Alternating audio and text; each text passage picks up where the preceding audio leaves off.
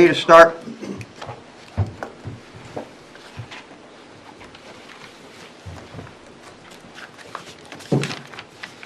Okay, welcome everyone to the regularly scheduled planning board meeting for July 8th, 2021. Normally we begin with introductions of our members and staff that are in the room, starting with Joanne. Joanne Duffy, Planning and Economic Development Director. Collis Adams, Select Board Representative. Gayla Brock, alternate and recording secretary. Tim Redmond. Karen Hughes. Jim Raymond. David Pierce, an alternate member. All right, for tonight's purposes, both our alternate members will be voting members, as we are missing a few of our regular members. So David and Gail, you'll both be voting on all matters. Okay. Thank you. All right, the first item on our agenda is the minutes of the June 24th, 2021 meeting. We just received them, and the recommendation from staff is approving them at the next meeting to give the board time to review. So I don't think we need to vote on that. So we'll just go ahead and take staff's recommendation to leave them until the next meeting. We have a request from Mark Fredette. Could you please let us know what that's about, Joanne? He was the second application on the agenda, but he needs to provide a little bit more information that he was going to obtain, so he's asked to be continued to July 22nd. Okay. Any discussion on that request from board members? I'll make that motion. I'll second it. Okay.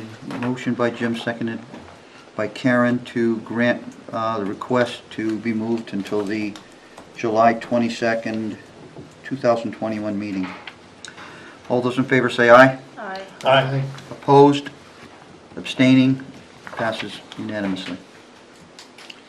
Okay, the next item on the agenda is a copy of the proposed fire cistern standards. Joanne, could you fill us in, please? Oh, no, that's for later on. This fire cistern standards goes with the draft copy of the development regulations. It would be an appendix to the development regulations. So Sarah's going to give a short presentation at the end of the applications. At the end of which application? At the end of the last application. Tonight. How long do you expect to take, Sarah? It will not be long. How long is not long? I have 10 slides in a PowerPoint that I just will kind of read to you to explain in each section the basics of what I changed. I promise 30 minutes less. Okay, so you will wait to the end of the meeting. Thank you. Okay, so the first application this evening is under old business. It's map 9, lot 94-1. Joanne? So the applicant provided us with a new plan, and the new plan, at the last meeting, there were 3 waivers that they were requesting, and 1 waiver was approved, and the other 2 were denied, and so she has come back with a new plan. The third waiver, which was side lot minimum, has to be 100 feet from the right-of-way at a right degree angle. That has been changed on the plan to reflect the 100 feet from the roadway, and then it veers in another 94.65 feet, and then it goes straight back. So the lot line itself between the 2 proposed lots has changed. And then she's also asking for she's asking again for the waiver of the 80 by 100 foot rectangle. Sarah has amended her comments, and you can find that under revised DPW engineering comments in the staff report. Okay. And the applicant is here to review the proposed changes with the board. I have a question. Please, Jim. This does not include the comments from the Conservation Commission. No, so that was one of my questions. So the Conservation Commission, as you know, only meets once a month, and they don't. Well, what were the comments last time? They have not been incorporated into this, but they reviewed it. You The told us comments what they were. are in the report, I can read them. The Conservation Commission reviewed and discussed the values and assessment of the wetlands. The commission voted unanimously to not recommend to the planning board the granting of the relief of the outer 50-foot wetlands buffer. This property has steep slopes and the plans do not show any of the contours or the detail of the proposed improvements. The plans do not show the proposed house location, size of the house, or detail of where the septic will be located. Is So- that in our report? Yeah, it's under, the staff report. There's a new staff report that, I was on vacation, so the staff report that was sent out was before I left, and Cynthia provided the updated material while I was gone. So there's a new staff report for this application. It should be on the desk in front of you. The one with the red markups, Joanne, is that the one you're talking about? Oh, staff It's report, I'm dated sorry. July 7th. Okay, got it, thank you. Do you have an extra copy of that? It was in our file, Jim. Here's an under extra the- copy, Oh. Jim. We were short of time. Oh, okay. Here's an extra copy. Here's a file right here, Jim. Yeah. I'll here too, if you need. I like Tim's file better Which is shorter. Shorter walk for me. Thank you. So my question was, Sure. since the Conservation Commission does not, so in the meantime, Cynthia did provide that information. So do you want this to go back to the Conservation Commission? They do not meet until the end of the month.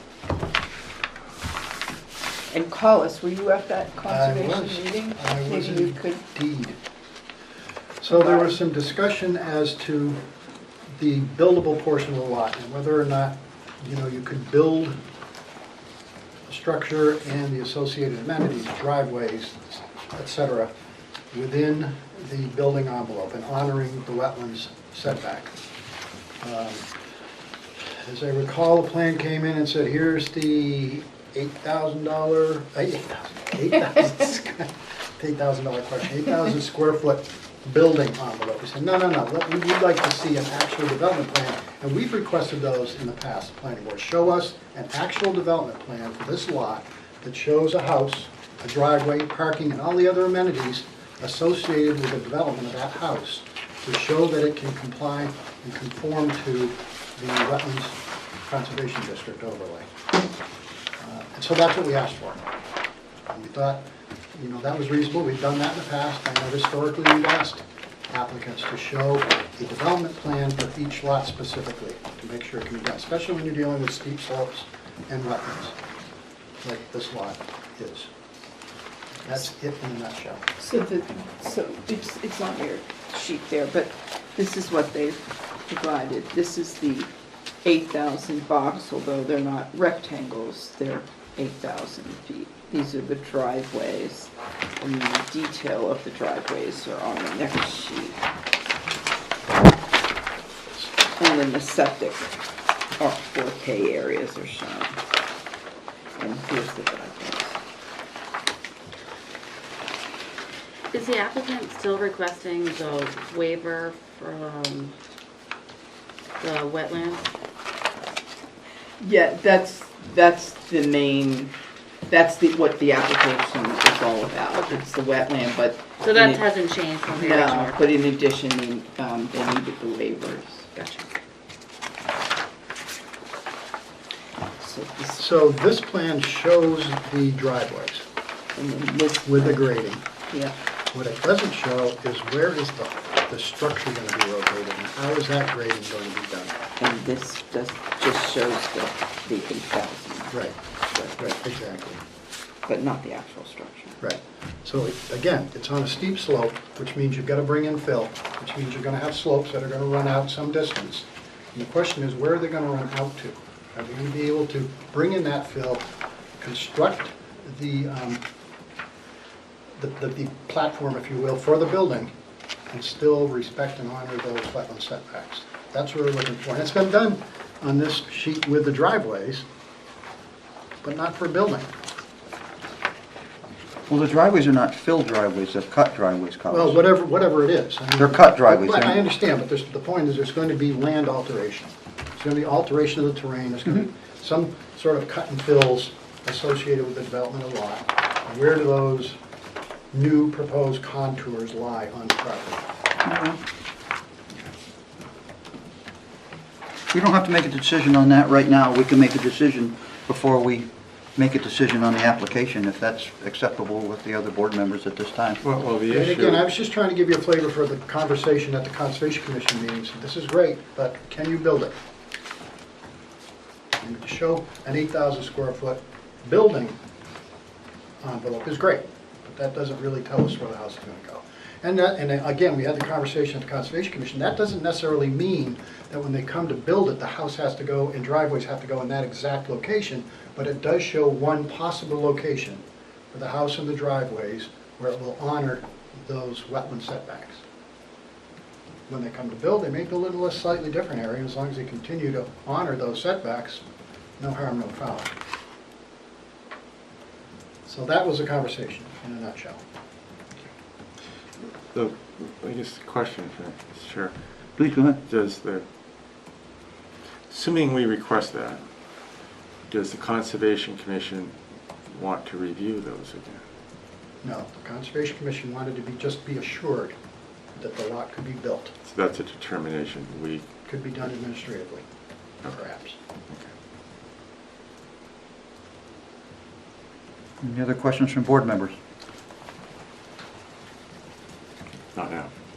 So, Joanne, this application was found complete on 6/10, pending action on the waivers. And we voted to continue the application at the last meeting? I thought that I don't remember that, did we? You voted to continue it until tonight's Okay, meeting. thank you. So could you have Joanne review for us what the issues are, in addition to what Collis said? What is it that we're supposed to be focusing on? So the overall plan is to construct, or not construct, to subdivide one larger lot into two. The larger lot is 10 point something acres, and each of the two lots will be 5 or a little bit over 5 acres. And initially, when we saw these plans, it did not show the buildable area or the steep slope, so she amended that and came back. So the question has been from the beginning, as Collis just stated, are these actually buildable areas, or should this remain as one lot? So the reason that they're here is because they were infringing into the 100 outer foot buffer. I'm sorry, it's the outer 50 foot of the 100 foot buffer, with some encroachments. And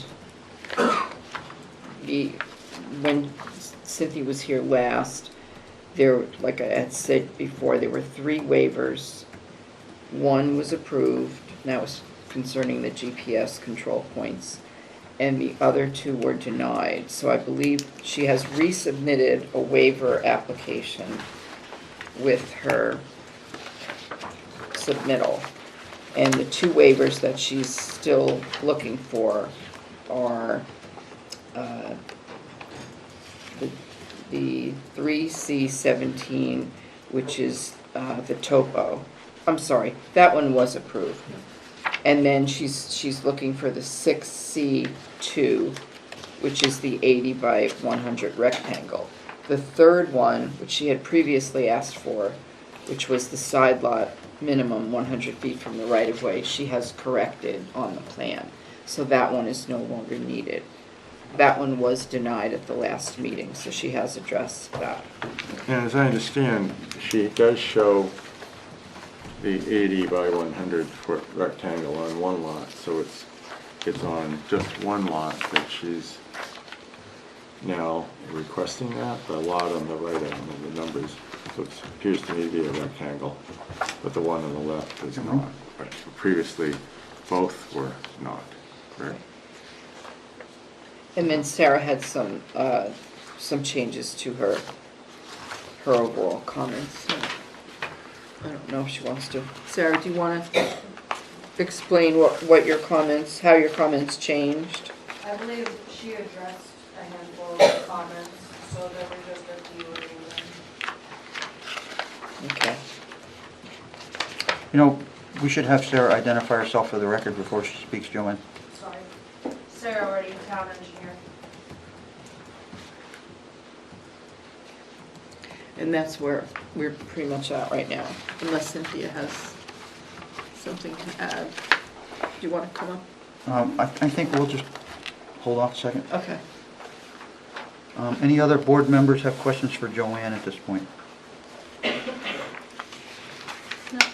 Okay, seeing none. So really, the two primary issues is Collis's, well, the Conservation Commission request and the waiver for the remaining buildable acre from our regulation that requires a rectangle.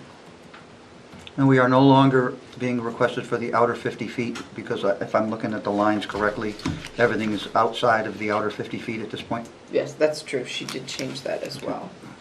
So I think that the big question is, can this other lot be developed? Okay.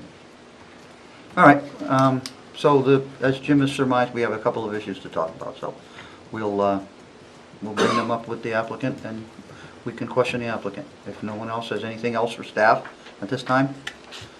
All right, Cynthia, could you please come up and identify yourself for the record?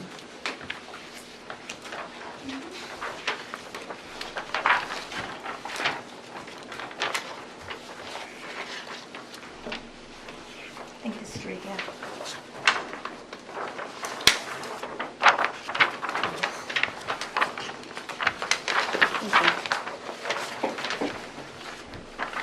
Cynthia Bovair, Arago Land Consultants, representing Kittner Construction for this subdivision. What's the name of the company? Arago. No, the company you're representing. Kittner. Kittner? Yep, yes.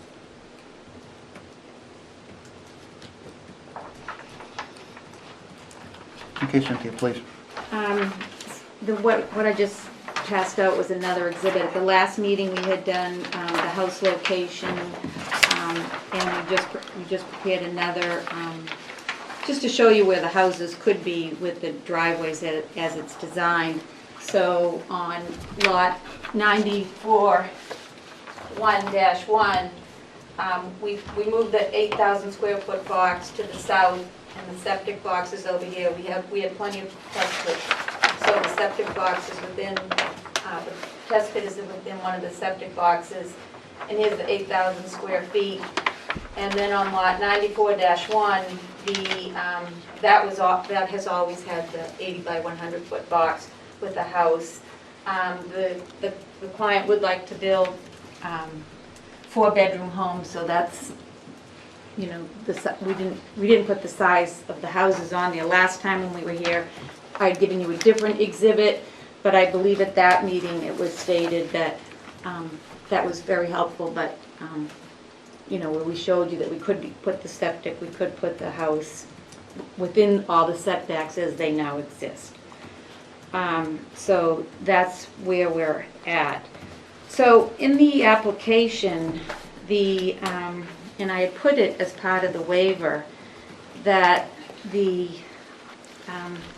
C-2-1, the description of the 8,000 square feet says, it must include a potential building site that is practicably usable in terms of its shape and dimensions.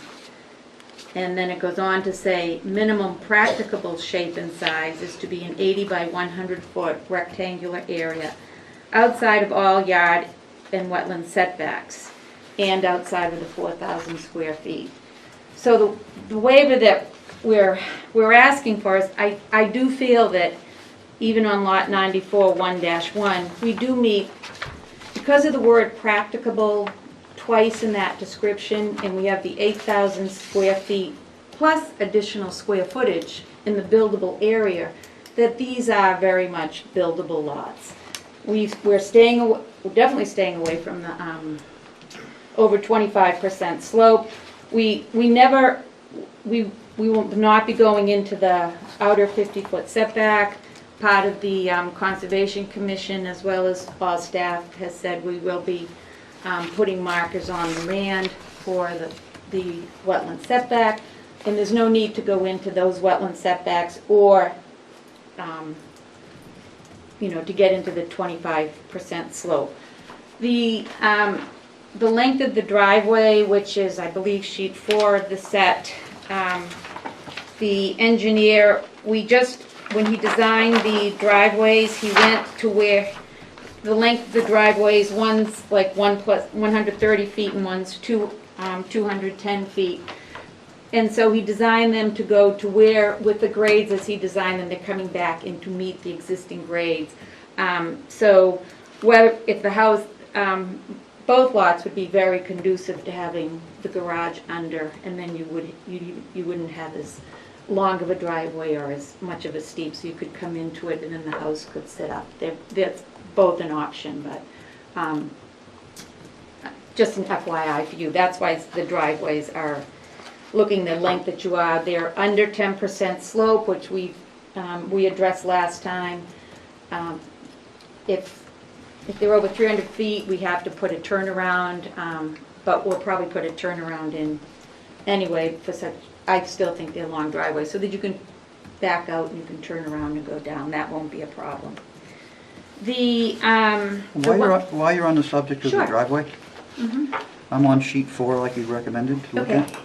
Now, I don't have my ruler with me, but it looks to me like the driveway and the cuts for the driveway eat up about 30% of your 8,000 square foot box. Well, that was because he did it long enough to get to grade. Well, And then the box doesn't count for a box then if the driveway consumes 30% of the box, in my opinion. It doesn't, the buildable box, the driveway is part of that buildable thing. We can talk to Sarah about it, but the driveway is serving the house. So, and if you look on my exhibit that I just gave you, that driveway is just getting to that buildable box, and then you go right into the house. So, and again, this isn't the driveway that's going to, it's not necessarily the driveway that's going to be submitted to the engineering department for driveway for construction. It's just to show the planning board that we can get the driveway and we can get to the existing grade. We can certainly cut it back. I mean, this is an exhibit for you. I mean, the purpose of the 8,000 square foot box is to show that you have a place to build a house for additions and everything else in yard space. That diagram on page 4 eats up at least 25% of that. I'll reduce my number to 25%. And it seems to me that now that is no longer part of the buildable area for the property anymore. David? Cynthia, on 9411, lot on the left, you're suggesting that the leg of the driveway is essentially under or the basement level of the house. It can be, yes, yeah. So you're requiring that this future house has got to be situated on the left side such that the No. driveway goes in. No, I'm not. If you look on page 5, which shows the plan and profile of the driveways, on the top of the sheet is the profile, and on the, So the upper elevations are at 2% grade, so that's not going into a basement at 2% grade, is it?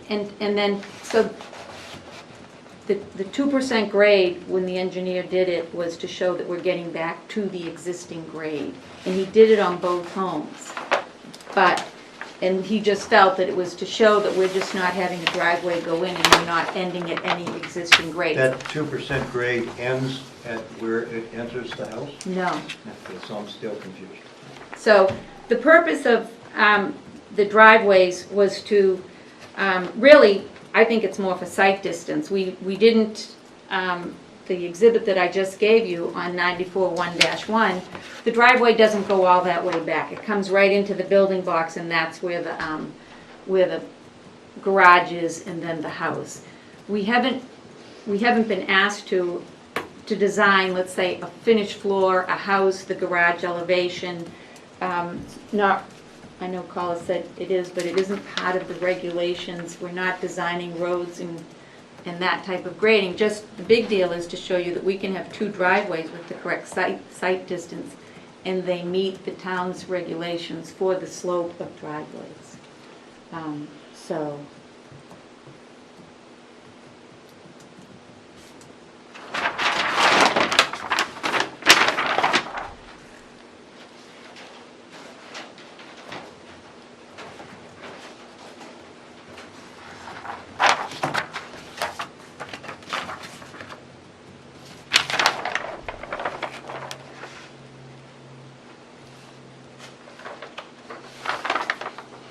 I'm just going back to your old plan from last week, 2 weeks ago, Cynthia, on 94-1-1. You reversed the 8,000 square foot building box with the septic.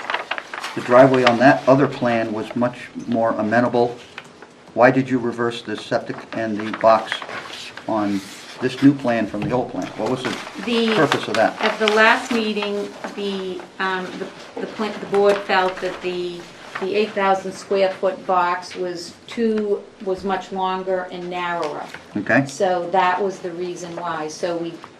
And I think when we said to continue, and I mentioned that we can easily flip them, because we had a test pit down on the northern portion of that lot. The 4,000 square foot septic box can easily fit down there as well, and it was, the members felt at that point that they felt that the depth of the building box, you wanted a deeper box, and so on this lot, pushed it to where there's more room for the, between the front setback and the 100-foot wetland setback, or the outer 50-foot setback. So we just flipped them. Did it also help you with your straight line calculation for the 100-foot in? It looks like it might have been in the septic bed area. No, actually, the septic boxes really weren't a concern. Oh, I see you moved it. The 100-foot, what happened was, on the first plan that we brought in, I think I had more space grading on the sides of the driveways going in. And so I probably, we had a larger distance from the 25% slope to the edge of the driveway, then the driveway, and then another 10 or 15 feet. So we pushed that driveway over so that we could get that straight, the 100-foot. I would like to point out to you that the regulations state the right angle or up to 10 degrees. We are using that 10 degrees to meet all the other requirements, which is the 1 acre minimum of buildable area, as well as the that 100-foot side lot line. Thank you. So that was another concern last week that you had. All right, I didn't mean to interrupt you. Do you have more you'd like to continue with, and we can come back to the driveway later if we want to? Let's see. So we went over the, we changed the proposed lot line. No need for a waiver on that for the 100-foot side lot line. And the purpose of the exhibit that I just gave you was to show that there is still plenty of room for a developable area. The houses that we put on this are pretty big homes, but there's still room for the yard area, which some people were concerned about last year, in that we do have it, and we will be staking the wetlands. I guess that's pretty much it. I feel like I addressed a lot of what your concerns were at the last meeting. Members? Are we concerned, I'm trying to find the edge of the 100-foot, the outer 50 feet. It's the long line with double skips. It looks Cynthia, like. can you show us? Yeah. we really had a tough time with this, so, because the hatch lines would be over 25% up to the, and then it does go steeper further, but that's up to the 50-foot wetland setback. So the outer 50, that's what you asked about, right? The outer 50-foot. So it's coming in right down like this, it's coming up here, it's going right behind the well on this house. It's dipping down and it's coming back down here. It goes again right past the well, and then it comes down and it comes over to this point right at the edge of the 4,000 square foot box, and then it's angling down because there's that point of the wetland right there. So it's. Are we concerned, I ask this to the board as much as Cynthia, on the lot on the left, which is 94-1-1, the house is, the proposed house, the conceptual house, whatever it is up against the 50-foot setback. One of our goals is to create enough space so that they're not, because we know what people will do when they want to build a yard. It's not up against the 50-foot setback, it's up against the, The outer one. The outer no, bit. it's up against the 25% slope, so it's going right to within the ground goes down. Are you talking this one right here? Yeah, okay, okay. So there's about 10 or 15 feet from this back corner. I don't have a dimension of a house of what the client's going to build, but we're not going, in nowhere are either of the houses going to the outer 50-foot wetland I was setback. looking at the wrong line. It appears to scale about what she said, 10, Okay. 15 feet. Yeah, I was looking at the wrong line, sorry. Yeah. Okay. If you look at the existing conditions plan, which is sheet 2, you might be able to see that. So the green line is the buildable area for the entire site, and you can then see. It might be easier to follow the line of the outer 50-foot wetland setback. On this one.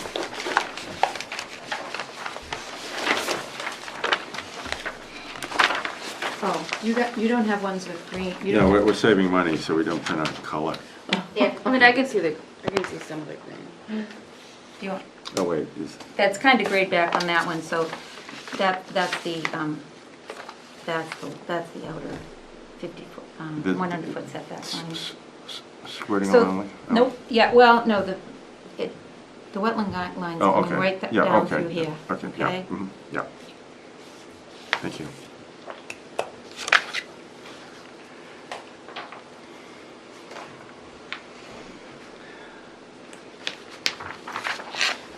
Sarah, I'd like to invite you up for your comments, please. Cynthia, you can stay, please. You don't have to get out for the town engineer. You can stand where you are. Maybe you can help her out and drag her a chair over. Honestly, there are two comments. Okay, well, I just They're want, just plan related. we want to hear from you.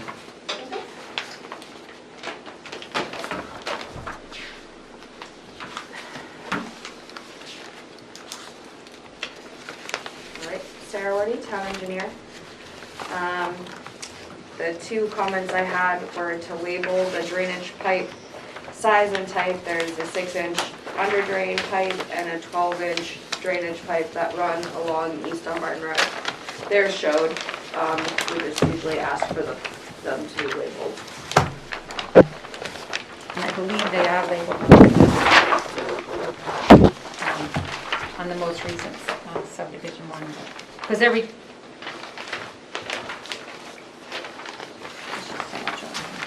Anyway, okay. And then just to add a note that the wetland setbacks should be marked by monuments. Possible, I missed the note if you could put it in. The Well, remaining, sorry? What is your recommendation under monuments? Could you tell us what that means? So usually, they have to do the placards Yes. to delineate the wetlands every 50 feet or whatever intervals the board requires. So your recommendation is 50-foot separation on placards that are attached to trees at the outer 50-foot marker line? Yes. Okay, make sure that was clear. Rather than monuments. Monuments are something else. I want to Thank make you, sure we were 'cause I clear. was It's just, that's what our regulations say, Okay. verbatim from there, but yes, it's placards. Just want to make sure that was clear. And do you have a standard that you'll give us? Or do we, We do not yet, but it is part of my recommendations for later. that's You- because I think it's nice when they're on the trees, especially in a wooded area. If there's an opening where there aren't any trees, although there might only be one little section on this site, I think we can get 50 foot from tree to tree. Okay, all right. If not, you have the option to put some sort of a stake or something in the ground and mount it on it just to meet the regulation. or the Which we requirement. would do, especially during construction. Anything else, Sheriff? Any recommendations? My remaining comments are kind of just general information, and I can go, would you like me to read through them? If they're general information, then we don't, and they're going to be administrative, and you're going to Yeah. work with the applicant on them? Exactly. They are more FYI and standard notice of decision comments. I have something I want to ask you about. Sure. Every time I see a driveway that's a cut into the slope that's pitching down to the town road, there's something that comes down that driveway every time it rains. I want to know what is going on the edge of East Dunbarton Road out there. Is it swaled? What's that water going to do? Are you recommending any mitigation from the site prior to the water entering the swales? Yes, so as part of our driveway permit process, we would look at the design of the driveway, and they have to pitch away from the road. So they would be required to catch their water before it goes to the road. I also had a comment that a street opening permit will be required for shoulder and ditch work, that ditches should be established or reestablished to tie in proposed driveway culverts. They have proposed culverts under their driveways, so if there aren't well-established ditches in that area, they will have to establish them. Question then, Sarah, Yes. if you're pitching for the correct engineering terms, but to create that angle, does that change the slopes, the final slopes, They- from what Cynthia shows and make them no longer? No, It so they becomes show a- it in their profiles, Yeah. they show 2% down away from the Yeah, road okay. before that it goes It back appears up. they do, and that's sufficient for you. Yep, Well, I just am very leery, having done this type of work before, that these long driveways, when you have a big rain event, cause a lot of problems, because all the water that's coming down that driveway has to go somewhere, because it's the parking area at the top, they're gonna most likely be paved, and the water's gonna come flying down that driveway, turn the corner, and it will wash the ditches out in a big rainstorm. Are you proposing any type, are you gonna make any recommendations, I'm prompting you, for something that's gonna slow the water down in those driveways prior to it entering the town road? I mean, whether it's erosion stone swales or something. a lot of times what we recommend for longer driveways is to do like a stone trench along it, and direct some of the water from the house and the parking area and the driveway into that stone trench so that it catches it along the way and it helps slow it down. It would be a good suggestion. It would impact the grading. Well, the driveway shows swales, I can see Yes. on page 4, the way the lines are drawn, there's swales on both sides of this driveway. And there's a dotted line connecting the center line of the swale all the way up. So that water is gonna come down there. I wish we had some concrete recommendations from you on this, because this is very important to me, that these driveways don't impact the town roads when this water comes flying down. So I'm We don't typically stipulate a bunch of driveway requirements Okay. as part of this application because you're not technically approving their driveway, they're showing it on a plan. Their design when they apply for the permit could be different than what is shown on this plan. And if that comes through your office, will you please be sure that stone check dams or something are installed to slow the water down as it...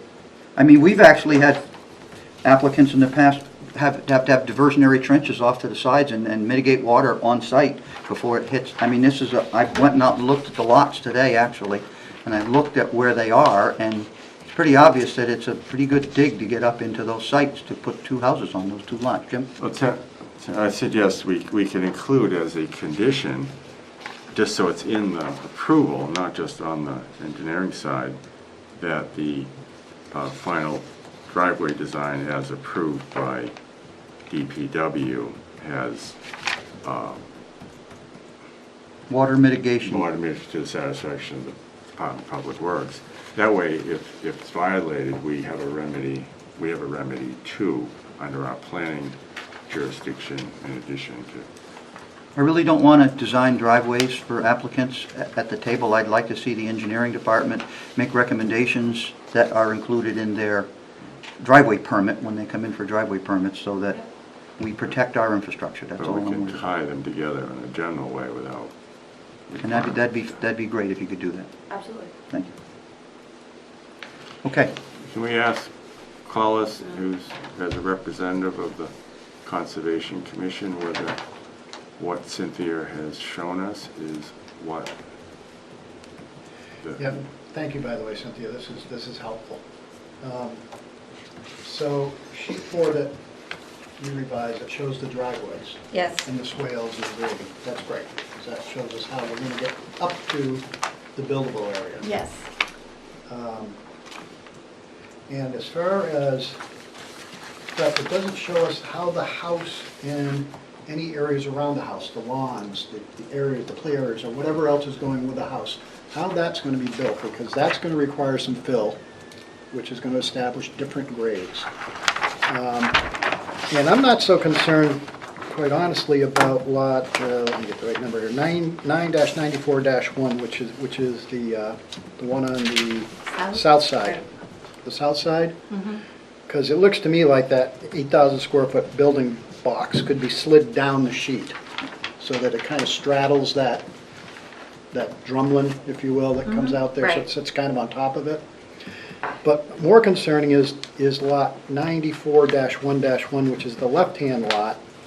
The driveway fits in okay, but where is the house going to go? It's going to go somewhere, the right side of the driveway, the left side of the Did you driveway. get a copy of this, Carlos? Off the end of the driveway, yep. No, the one that shows the pictures. Yeah, I understand, this one. Okay. Yeah. So this one shows the contouring, the proposed contours for the driveways. This shows the house locations. It would be nice if this one with the contours, the proposed contours, showed the houses and the garages and where the proposed contours are going to be around those structures. Because if you look again at lot 94-1-1, and you look at the, up this way. You start filling for that foundation, you notice you're going down slope, so you're going to be chasing contours down the slope, trying to get that fill line to meet. The question is, how far down slope are you going to go, and will that bring you into the Wetlands Conservation District setback? So that's what I see there, Cynthia. Okay, so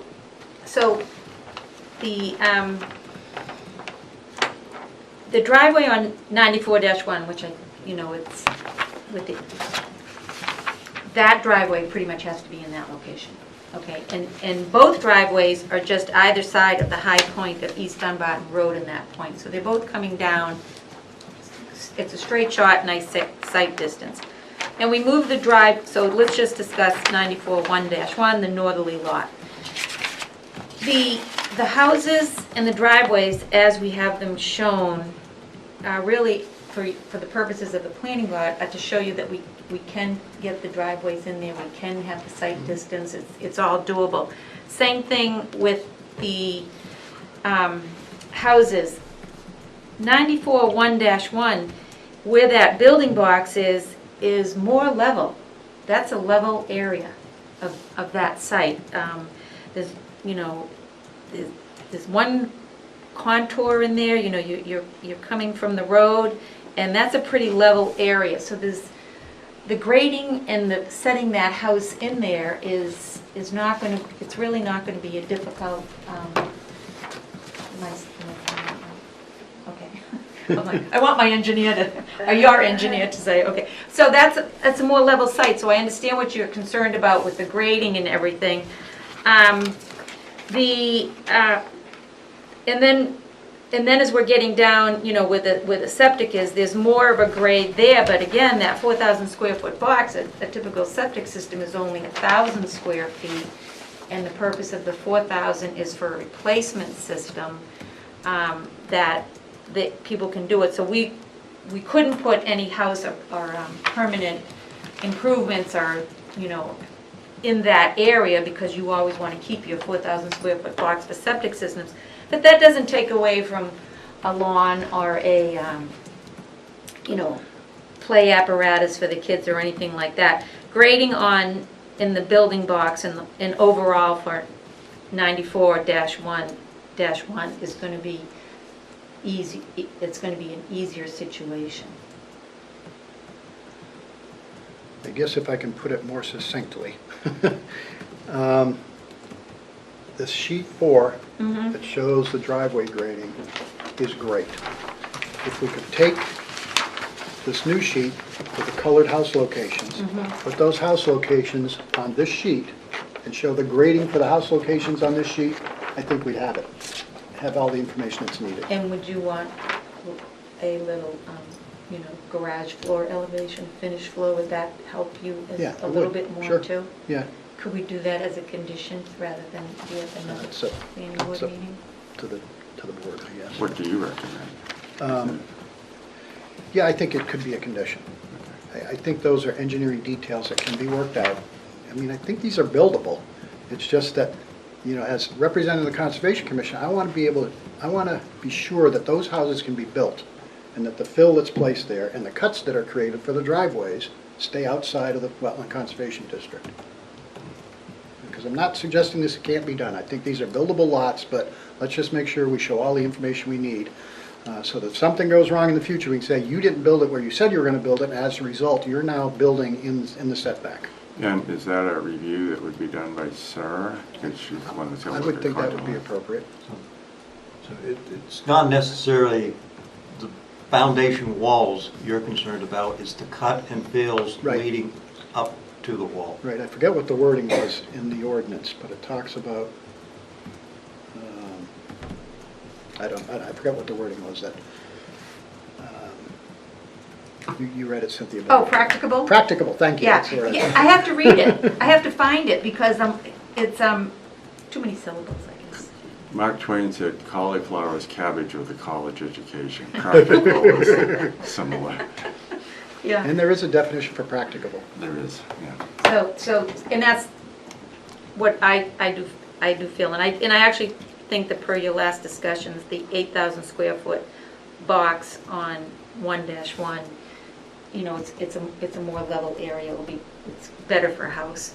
So do we want to see that on both lots then? I would suggest that. Mr. Chair. I have a question. Let's- It sounds That's like what I was it's gonna- going to be left up to me and the engineering department to make this determination, and I'm not necessarily comfortable with that.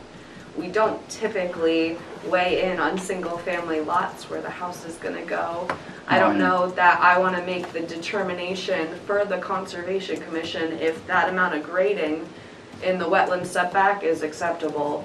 The Wetland Conservation District is a zoning mechanism, it is not an engineering thing. Hollis, I'm looking at your question from a practical standpoint and what Cynthia has described.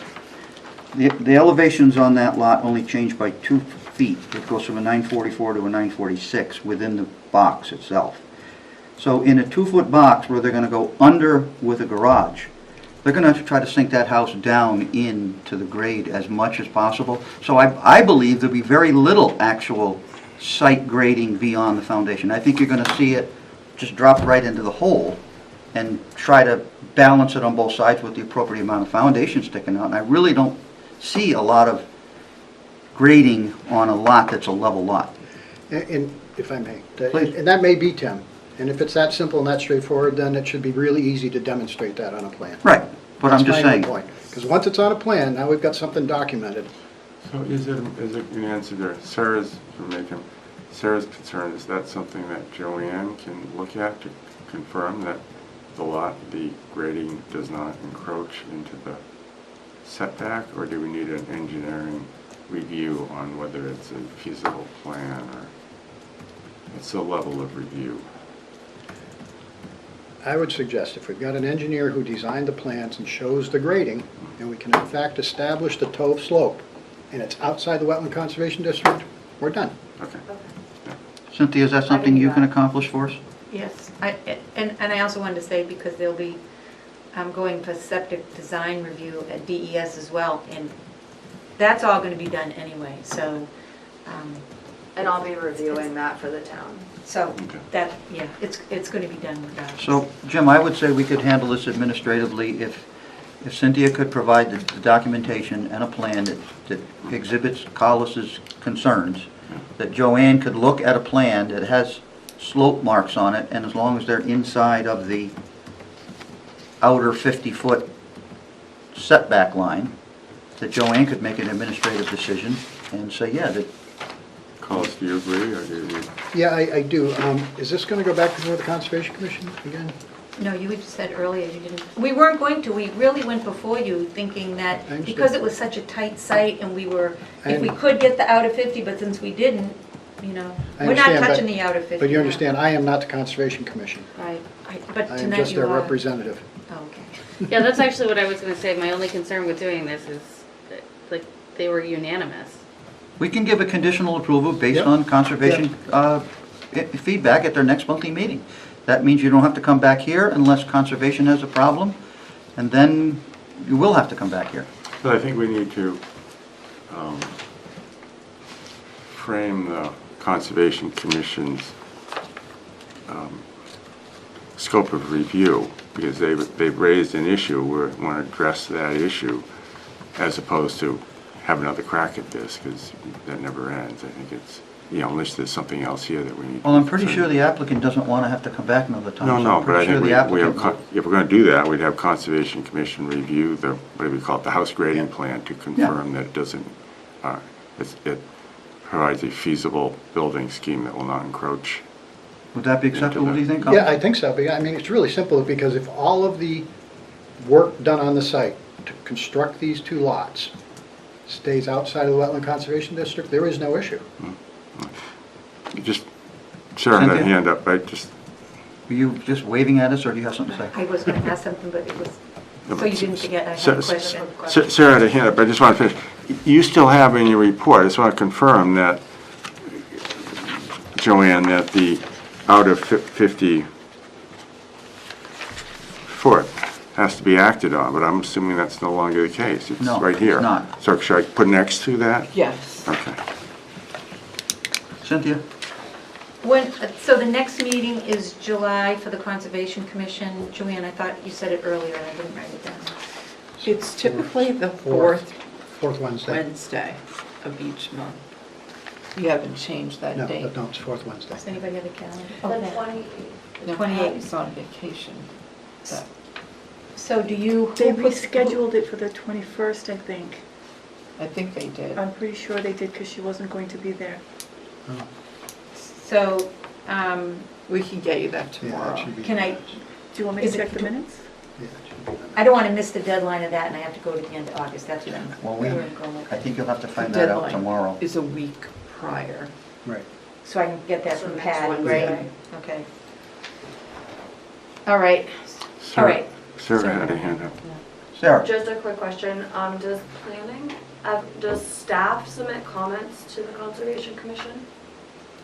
Yes.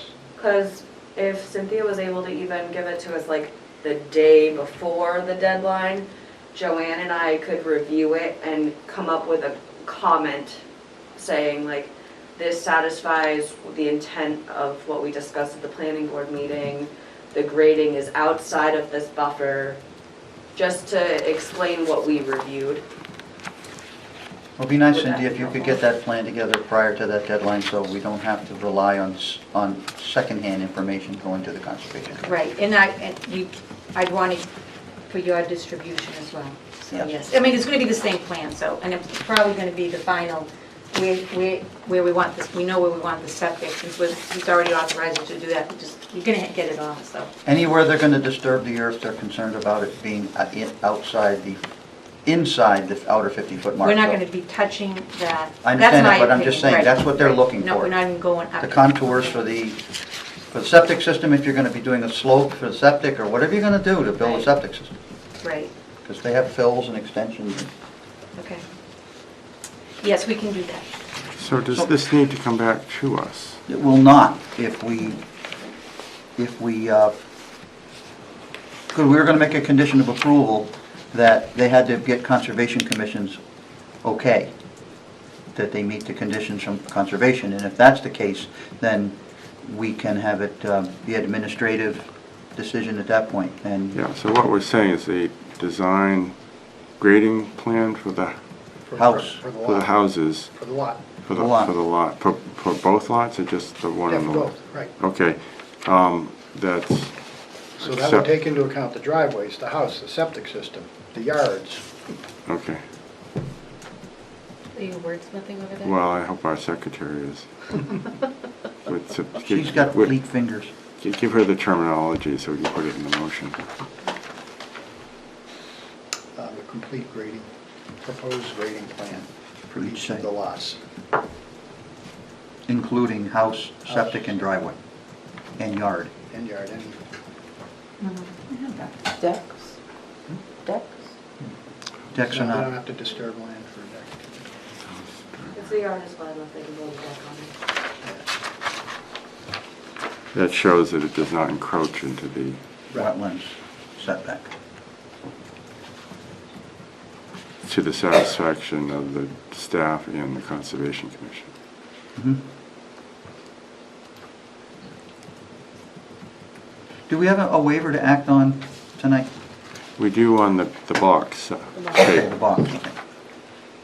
So, if we don't have any more discussion on the grading, okay, Cynthia? This isn't about grading now.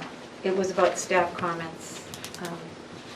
Number 2, a barbed wire fence encroaches into the town's right-of-way, which should be removed. I believe it's on the, let's see, it's on the existing conditions plan, which would be, it's on sheet 2.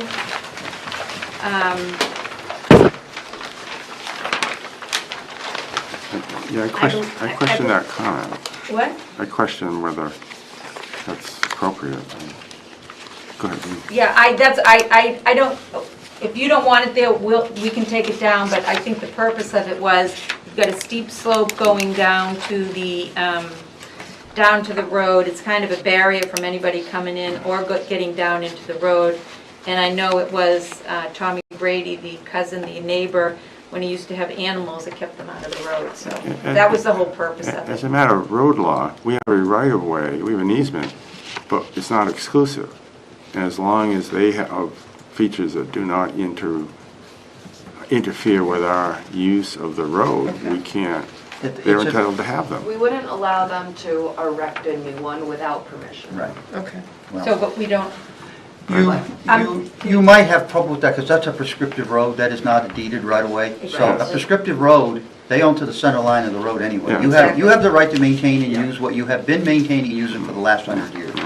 So if it's hooked to a tree and it's in the stone wall fence, it's the landowner's Yeah, right to have it there. Yeah, unless it interferes with the road. Well, that, And this then doesn't that's- appear to. Yeah, so I don't think it needs to be So I removed. think we could remove number 2 as a condition of thank approval. you, that's Jim? what I was, We have landscaping within the town's right of way, and keep it there until. Condition 3 also protects that wetlands buffer, Collis, because it provides silt fencing along wetland buffer during the construction. So it sounds to me like the outer 50 foot is going to have a silt fence erected all along it, which will delineate the wetlands buffer from the buildable site. And that will also help, you're going to have that marked though as part of the wetlands, outer wetlands well, mark. They'll have to if be we're doing it flagged. every 50 feet, and then when we stake it, they'll be, the first thing you're gonna be doing is either going, putting in hay bales or those Silt fencing. little, what is it called? Silt logs. Those little tubes, the Yeah, snakes, let me- I call them. Okay. Yeah, All right. Let me give you some Sock. suggested wording, which would be good, I think, in general for all plans. I would suggest the wording read, provide appropriate erosion control measures during construction until all disturbed areas have been fully stabilized. This is in lieu of the wording in number 3. Yes. Because appropriate erosion control measures allows them the flexibility to use silk fence, core logs, hay bales, whatever, Wood chips. yeah, whatever. Will you write that down, Sarah, so for our new regs?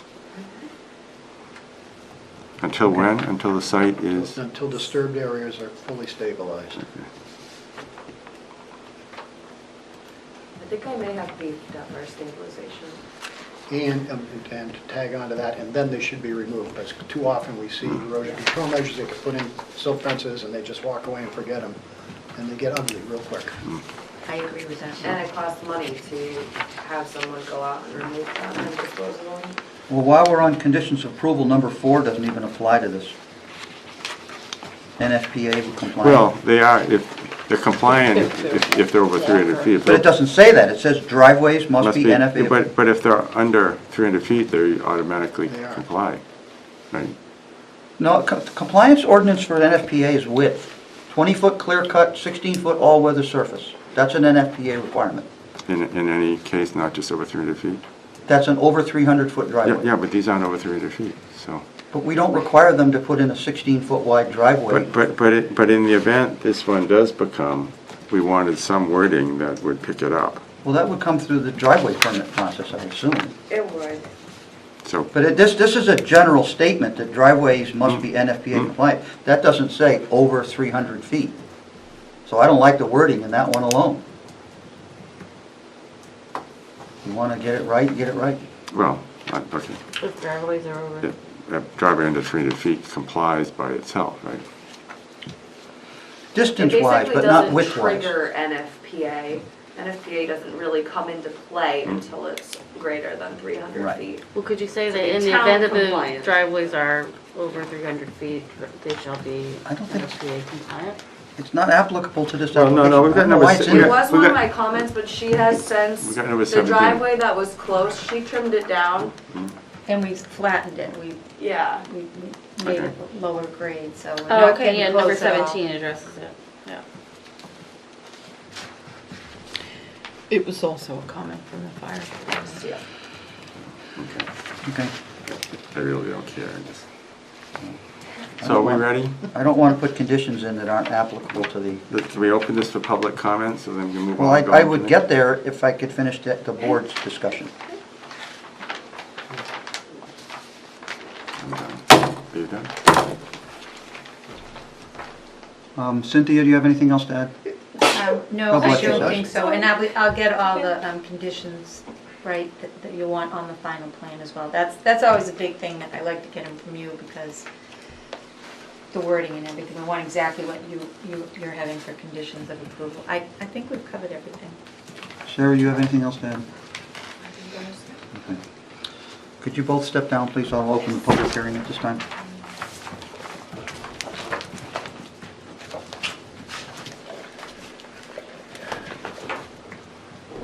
It is 8:07. Okay, do we have anyone here that would like to speak to us from the public? Do we have anyone on the telephone? We don't have a telephone anymore, so we don't have to worry about that. Okay. No one from the public? Nobody in the hallway? We'll close public hearing.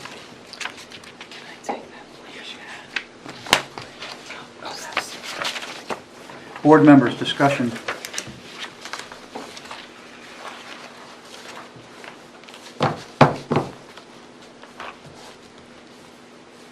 I'm going to make a motion to approve. Anybody else have any other discussion on the matter? Otherwise, I'll accept Jim's motion to approve.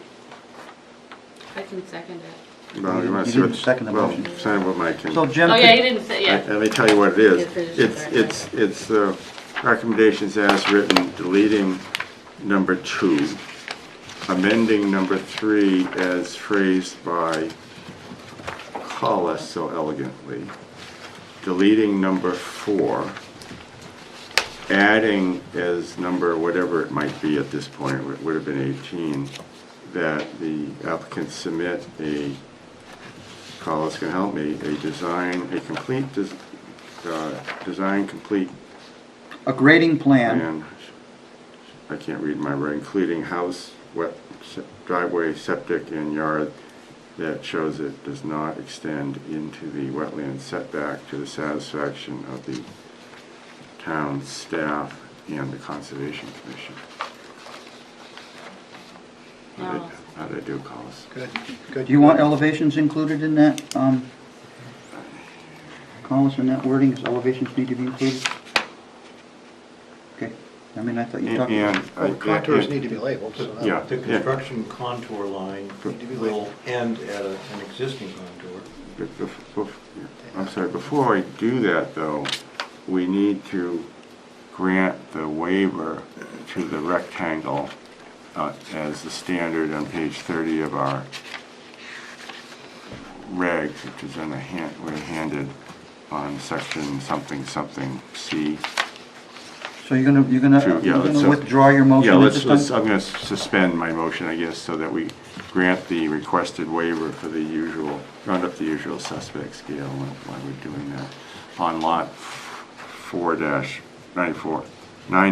9-94-1-1 on the basis of the representation made by the applicant. So we have a motion by Jim to grant a waiver for the 80 by 100 rectangle dimension, I'll second it.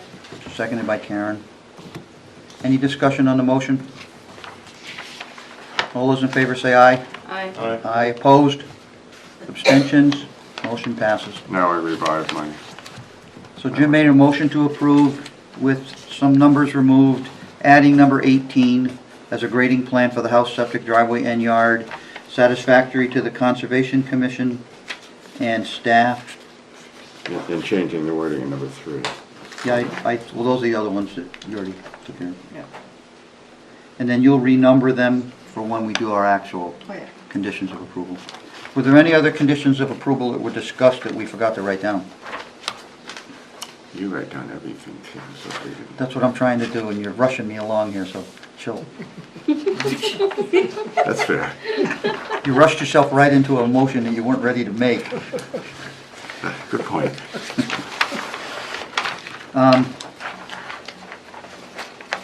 Cynthia, do we have anything else that we wanted from you that we forgot to put on our, that you're going to be honest and tell us we forgot to put on our list? Did you in your notes? No, I think that we really have everything. I know Sarah had mentioned, I think we have them on the, all road bounds shall be set, all monuments shall be set. I need a letter of certification once they are set. That's all in the, that's in the conditions? That's all standard, yes, so, and that's standard for any subdivision. Well, We didn't discuss it. number 14, we're changing the word monuments on the wetland setback Markers. to, what was the word? Placards. Placards. Sorry. And you and your applicant all know that the condition from DPW about regrading ditches on the edge of the road is going to probably come into play down there, they know that, Oh, we right? wanted to add that the, thank you, Tim, that the applicant propose a design and grading plan, or what's the right word, for the driveways satisfactory to the Public Works Department as a condition to the driveway permits. Which will include comments for regrading the ditch lines and installing culverts. Did you get that? Yeah. And that's satisfactory to DPW? I will never rush Tim again. No, that don't work. You're forgetting Tucker.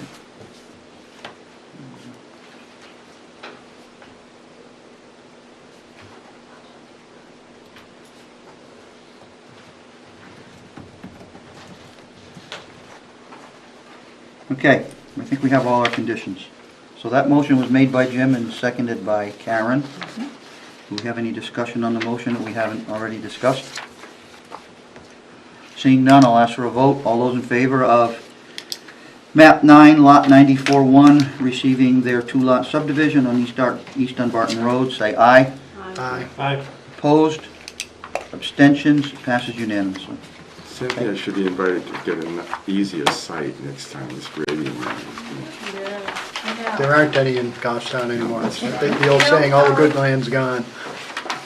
Every single site in Goffstown. They're not all gone, they're just expensive. Thank you, guys.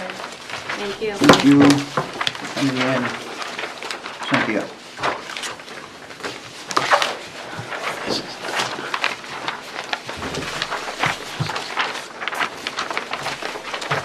Give us a second to get organized.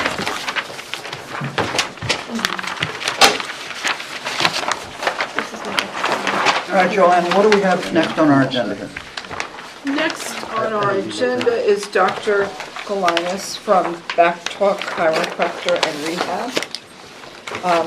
As you probably will remember, in February, he was here to make some changes on his second floor where he took some space and converted it into a 2-bedroom apartment. He would now like to come back and change the 2-bedroom to a 1-bedroom and add another 1-bedroom, so they will both be 700 square feet.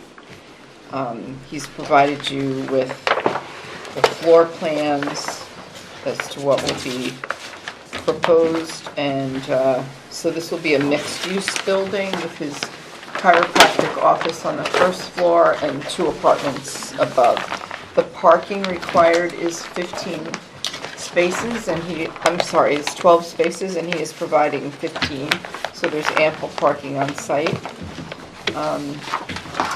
The biggest, I guess the biggest concern came from the fire department where, he has to address the firewalls, and the tenants have to have access to the boxes and things like that, but that doesn't have anything That's to do with the a planning building board. permit issue, isn't it? So he's just here for a conditional use permit to allow for this conversion. So we need to, we need to make the findings then that are on the sheet something or other. In our packet there, the conditional use permit criteria. And this use is only allowed by way of conditional use permit, Joanne? Correct. So that is what we're here for tonight, just a conditional use permit? Yes. And the answers to the criteria is in your packet. He has a cover letter on the top. It's not part of the first section, it's part of the attachments that are separated at the end. If you look through, it's on the one labeled conditional use permit criteria. Half page, it's on the 5th page. with all word yeses. Yes. Okay, questions from board members for staff?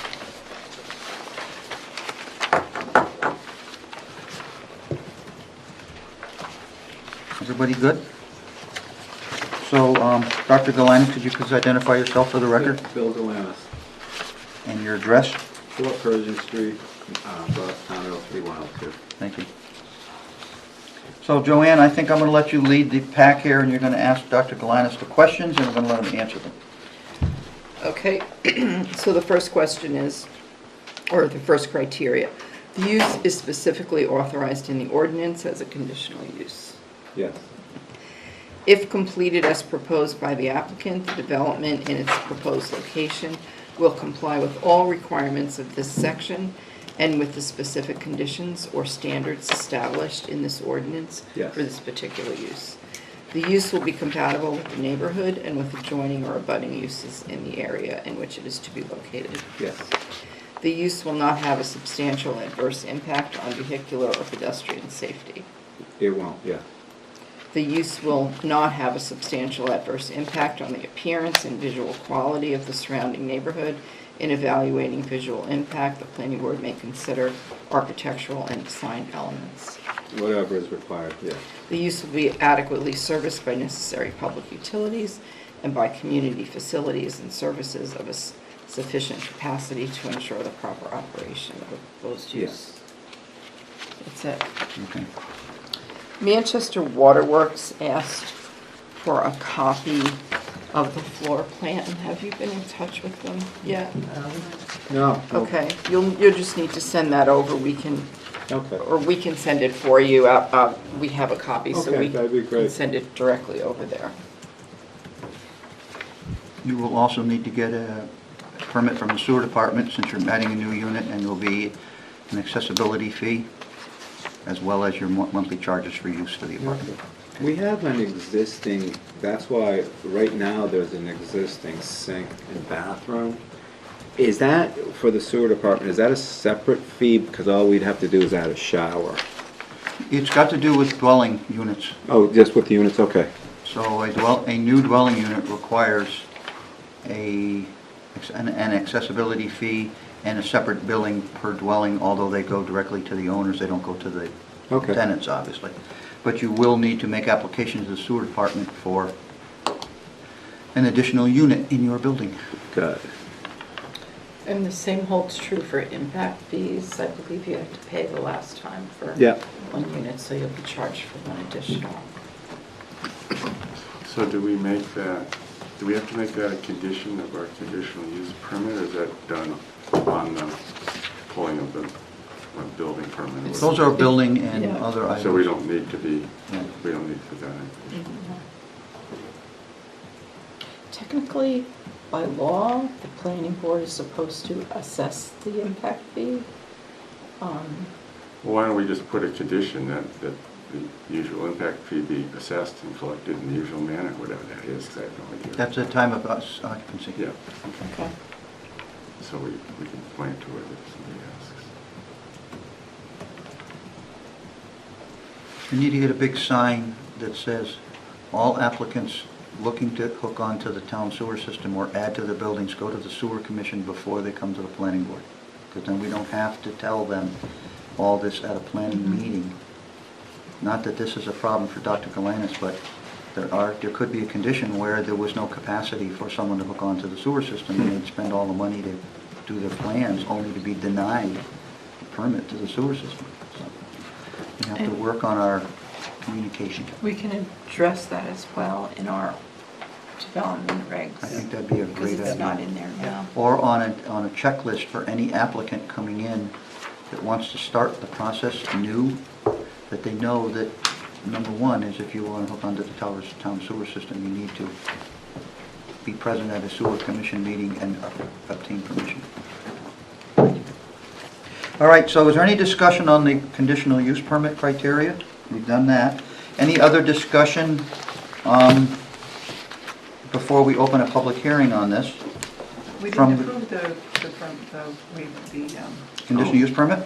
No, We won't vote on that We until... just- We accept the application as complete and waive the. Oh, we didn't do that thing. Thank you, Jim. So let's start with the determination since we missed that whole step.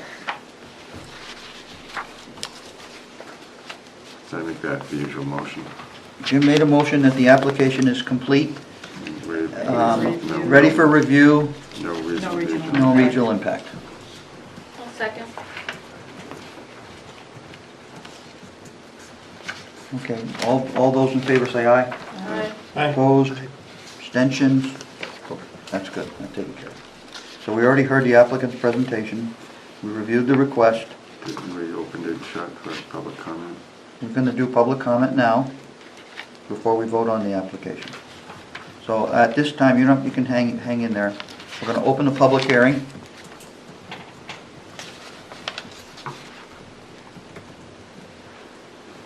Joanne, is there anyone here to speak at the public hearing? I don't see anyone. Okay, thank you for staff. We'll close the public hearing. And any outstanding issues? We've discussed parking and all the little aspects that go with it, so and it's everything in your perfect opinion at staff, it's good to go. Yes. Thank you. Mr. Chair, Board members? I move that we make the findings that are listed in the report on page 10 on the basis of the applicant's representations and approve the conditional use permit with the condition that the impact fee be assessed in the normal procedure, assessed and collected. I'll second. Is anybody going to beat Karen to the second tonight? No. She's doing fine. Okay. Motion's been made to grant the conditional use permit with the condition on the one condition of the impact fees being collected at appropriate time. Any discussion on the motion? All those in favor say aye. Aye. Opposed? Abstentions? You pass it unanimously. Nice to see you again. Thanks, likewise. Very good. Thank you. Sorry it took so long to get you up there. No, don't worry about it. I had nothing else to do. I'll stop it. Everybody has something else to do. Take care. Hang around here. All right, so Sarah, it is your turn to give us your report. Are you going to do a PowerPoint on the screen? Yes, if that's all right. Please, I just want to get my head up.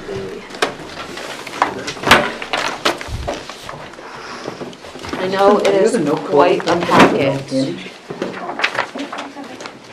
She had them out last meeting. Maybe you would no COVID candies. Oh, no. Kitty candies. Anybody else want one? Should I slide it over? Then I'll just leave them all for myself. Unless you want one, Carl. There's a Werther's in there, I'll take one. Thank you so much. 220, thank you. Thank you. No, I won't. Did you see your neighbor started taking down her dead ash tree? Sarah, Oh, yeah. she had a tree surgeon over there. She cut down 2 of them like this. Really? Carol did, yeah. There wasn't a leaf on them. They were all that gray, that brown color on the bark. They dead as a doornail. I think if I turn one of these lights off, probably easier to see. Yeah. Do you want me to get this one too? That's I think fine, that's Joe. okay. Yay, super easy. Dark. I want to be able to see my graph. So Sarah, did you give a quick overview on what you're going to talk about, just This- very briefly, please? This is it. Okay, so I'm just gonna kind of summarize within each, what I did, within each section, what the main focuses are.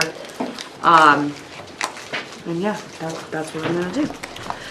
Okay, so if we're going through the development regs, the first section is our definitions. We've added approximately 42 definitions from zoning to try to make them similar. From other town regulations that we liked some of their definitions that we thought would help with clarification. And then just in general experience, some of the things we thought should be changed. They are still being fine-tuned. Adam is reviewing all of my edits. Just keep in mind the regs that we're using today have not been updated since 2015. And they were never very good to begin with.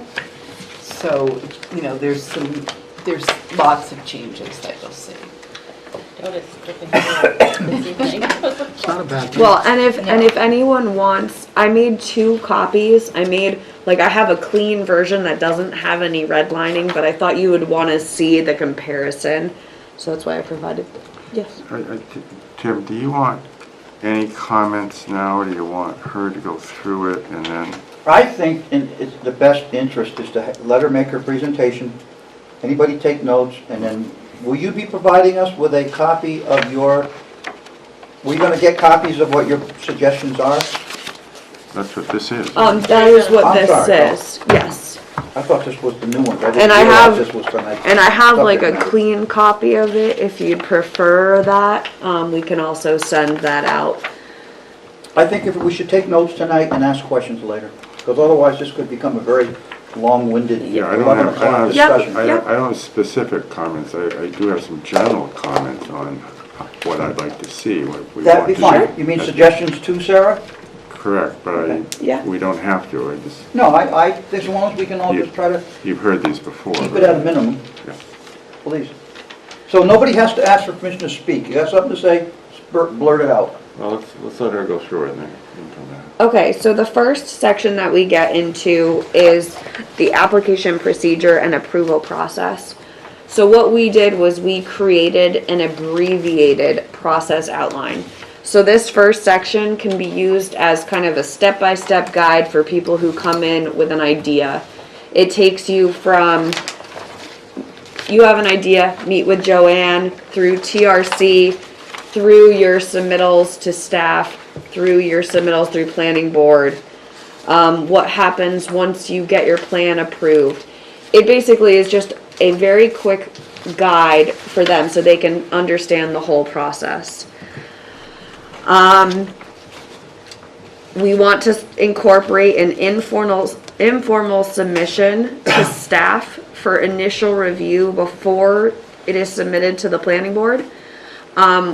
We've talked about this a bunch of times. We thought that it would be helpful so that staff can act as a gatekeeper to send it back to them when it has 50+ comments and to try to get those issues worked out before it comes to planning board.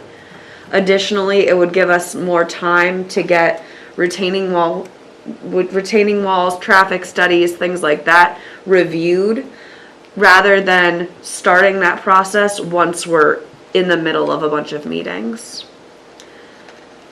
So I'm sorry to break it Yeah, already. no. Sarah, what are you gonna do about getting funds from these applicants so you can do all this review and charge them for their time? So we're still gonna ask for the engineering review escrow. Thank you, that's all I need Yes. to know.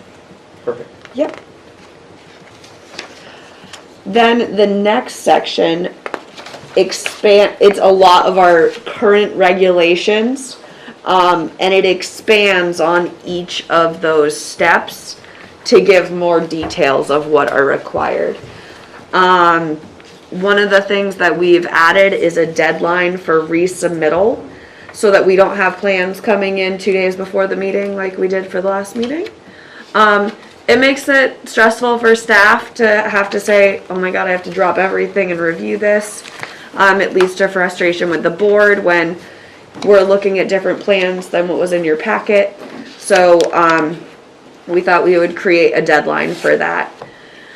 One of the things that has come up a few times is people asking if they can start cutting trees on their site before, really before like they have the go-ahead, before they had a pre-construction meeting.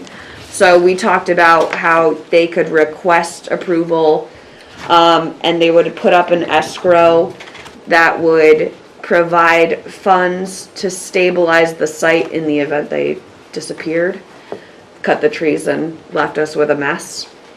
I'm curious about that, Sarah, because Yeah. I have the right to cut trees on my land anytime I want. I don't need to ask DPW permission to cut trees on my land. But the argument is, once you submit an application, you fall under our jurisdiction. Yes, there's, That's a fact?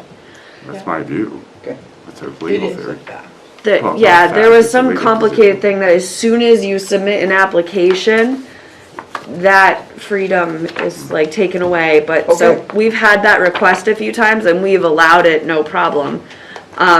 So we just wanted to actually write that in, that, The question, though, is at what point do we have jurisdiction? Because you're doing this on a preliminary matter. I question whether we can until an formal application is submitted. Because until then, it really isn't before us. So that's just Yep. something for your Okay. profile right now, Sarah. and one of the things Adam suggested to me today was that even after we're done with all our edits and we come to something, that this should probably be reviewed by a land use attorney to make sure that some of the things we proposed aren't illegal. Well, there's a land use attorney Some of over them there. are. Yes, perfect. Thank you in advance for your service. And I'm not going to tell No, you don't give them too publicly. much, Jim, because then they'll get it for nothing. Yeah, no They'll worries. answer the question, they'll answer the question, who's gonna pay for it? Jim, nobody. Well, doesn't planning have a little budget somewhere?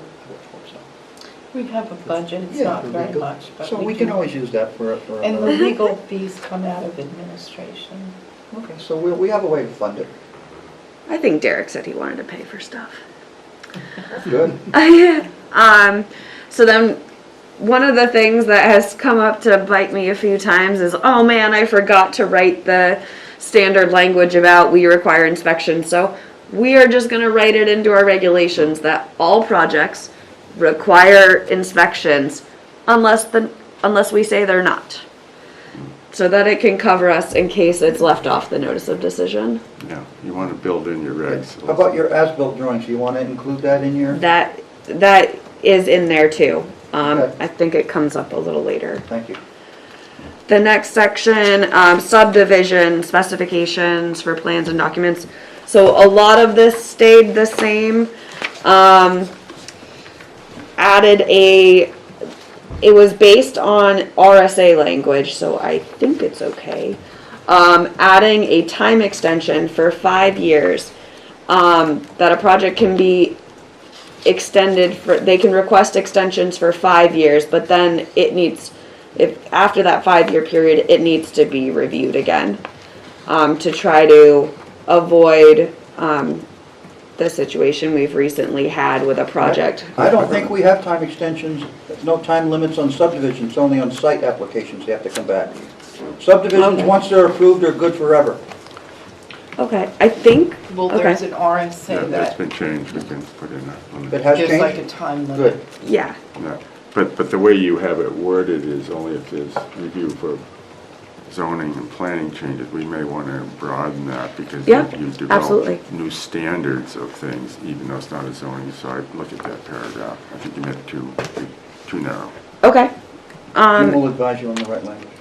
And then, well, so another thing that kind of ties into that a little bit is that our regulations right now require that wetlands be delineated within 2 years of when we review them.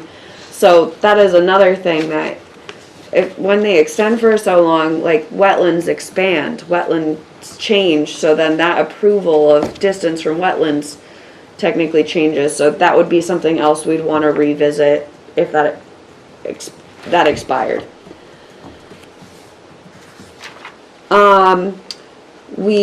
DPW worked on drafting a water quality ordinance and water quality standards that go with it. It's not the best name for it, but it encompasses all of our MS4 requirements.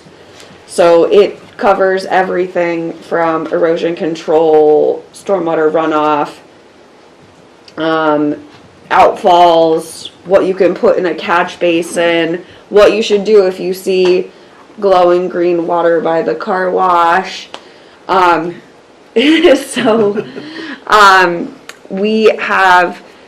Adam suggested we remove those from the development regs since now there's already going to be this document where those go and an ordinance to enforce them. And it would allow us to update them more frequently. Good. Good idea. Good. It is currently at the select board level going through the public hearing process. So you're suggesting removing that from the development regulations and have it a standalone Yep. issue between Exactly. DPW? But that doesn't give us any Power. enforcement power to the extent we want it. Takes it out of our hands. It's not in the regs, so. But the water quality ordinance gives town staff, the police department, etc., ability to enforce it. Or just our history of enforcement on the enforcement side has not been overwhelming. Could we That leave is it in- the could we whole leave- intent of this, is to give us those teeth. Could we leave it in our development regulations, but reference it that the authority is the Well- town's water quality standards as? Well, I'm wondering if there's some way that our power is to revoke, and to the extent we can tie some of these back to us, it gives Yeah. us an additional a power that, especially on a site plan, we might want, because we just find that our town is not very good at enforcement actions, because it costs money to do, but we're quite willing to revoke site plan approval. Yeah, as long as we can create that nexus. Yes, between the yeah, two. that'd be, yeah. Yeah. I don't disagree with doing it this, I'd just Yeah. like to have it tied up to us. And I know that I wrote into it, please see those things in the town's water quality standards. So it is referenced where those standards are in the development regs. I don't know if that makes it enforceable by you guys.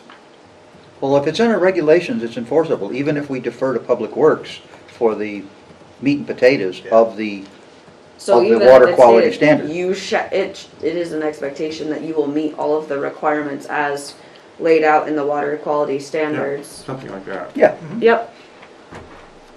I think. Because I'm looking to you, because Yeah. you wear multiple hats and hats, so, Yeah, they're all old though. yeah, you do wear out, don't they? Well, and if, while you're reading, if you come up with questions, please feel free to call, email, whatever. I'm here. Site plan specifications, a couple changes based on experience through projects, things that I swore were in there that were not in there that I think should be in there. That all private drainage requires drainage maintenance agreements, that snow shouldn't be stored in stormwater and drainage features. Yep, should change to shall. Yeah, we gotta be Yeah. imperative. in these, Sorry. Not what's called precative. That driveways and driveway culverts should be included in drainage studies. Shall be. Shall be. Sorry, shall. now, where is that located? Is that on subdivision plans only? Or is that for site plans only, or both? Technically, this says the site plans, but I was trying to make them the same. Universal. I will put that. I will make sure. One of our goals when we combined these years ago, and I don't think we ever carried it out, is to have plan standards that applied to either. Because remember back in the old days, we had whole separate regs for subdivision and site plan, and found they were inconsistent. So when we combined these, and I think I wrote. They're very, very similar, and I think even through this edits, I added things that, like, if it was in subdivision and missing from site plan, I was like, why would it not be in this one? But an alternative is to have a standard set of requirements that apply to either, instead of having to say it twice. I'm If there were a way to totally do game that, for I that. would look Yeah, at- you could have like one section that covers both, and then another section that just applies Yeah, for site, and then then then we another don't for have to worry Okay. about putting and missing that when we pick it I up. like that. Sarah, what I'd like to see in your subdivision plans for driveways and driveway culverts is, because when you have a lot of driveways that are all on a slope, on a subdivision road, and they're Yep. all feeding down the hill, Yeah. the engineer of record should give you all of the drainage calculations for those driveways, so that the driveways at the top of the hill could have 12-inch culverts.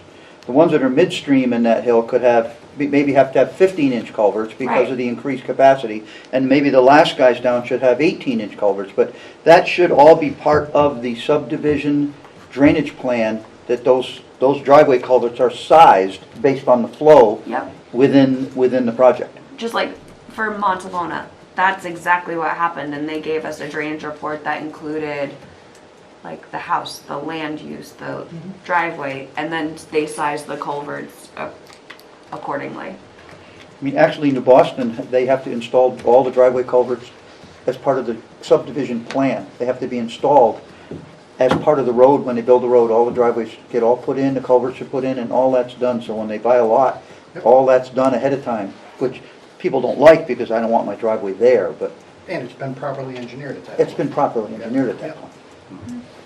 Thank you, sorry to interrupt. No worries. Okay. Retaining wall calculations, I just adjusted that today. I wanted to clarify that calculations are required for any wall over 4 feet, but then when I was thinking about it, I was like, I want to say 4 feet or greater, so I made that change today.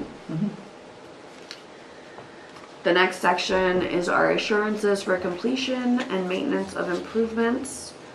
I added some clarification on the security bonding that we do.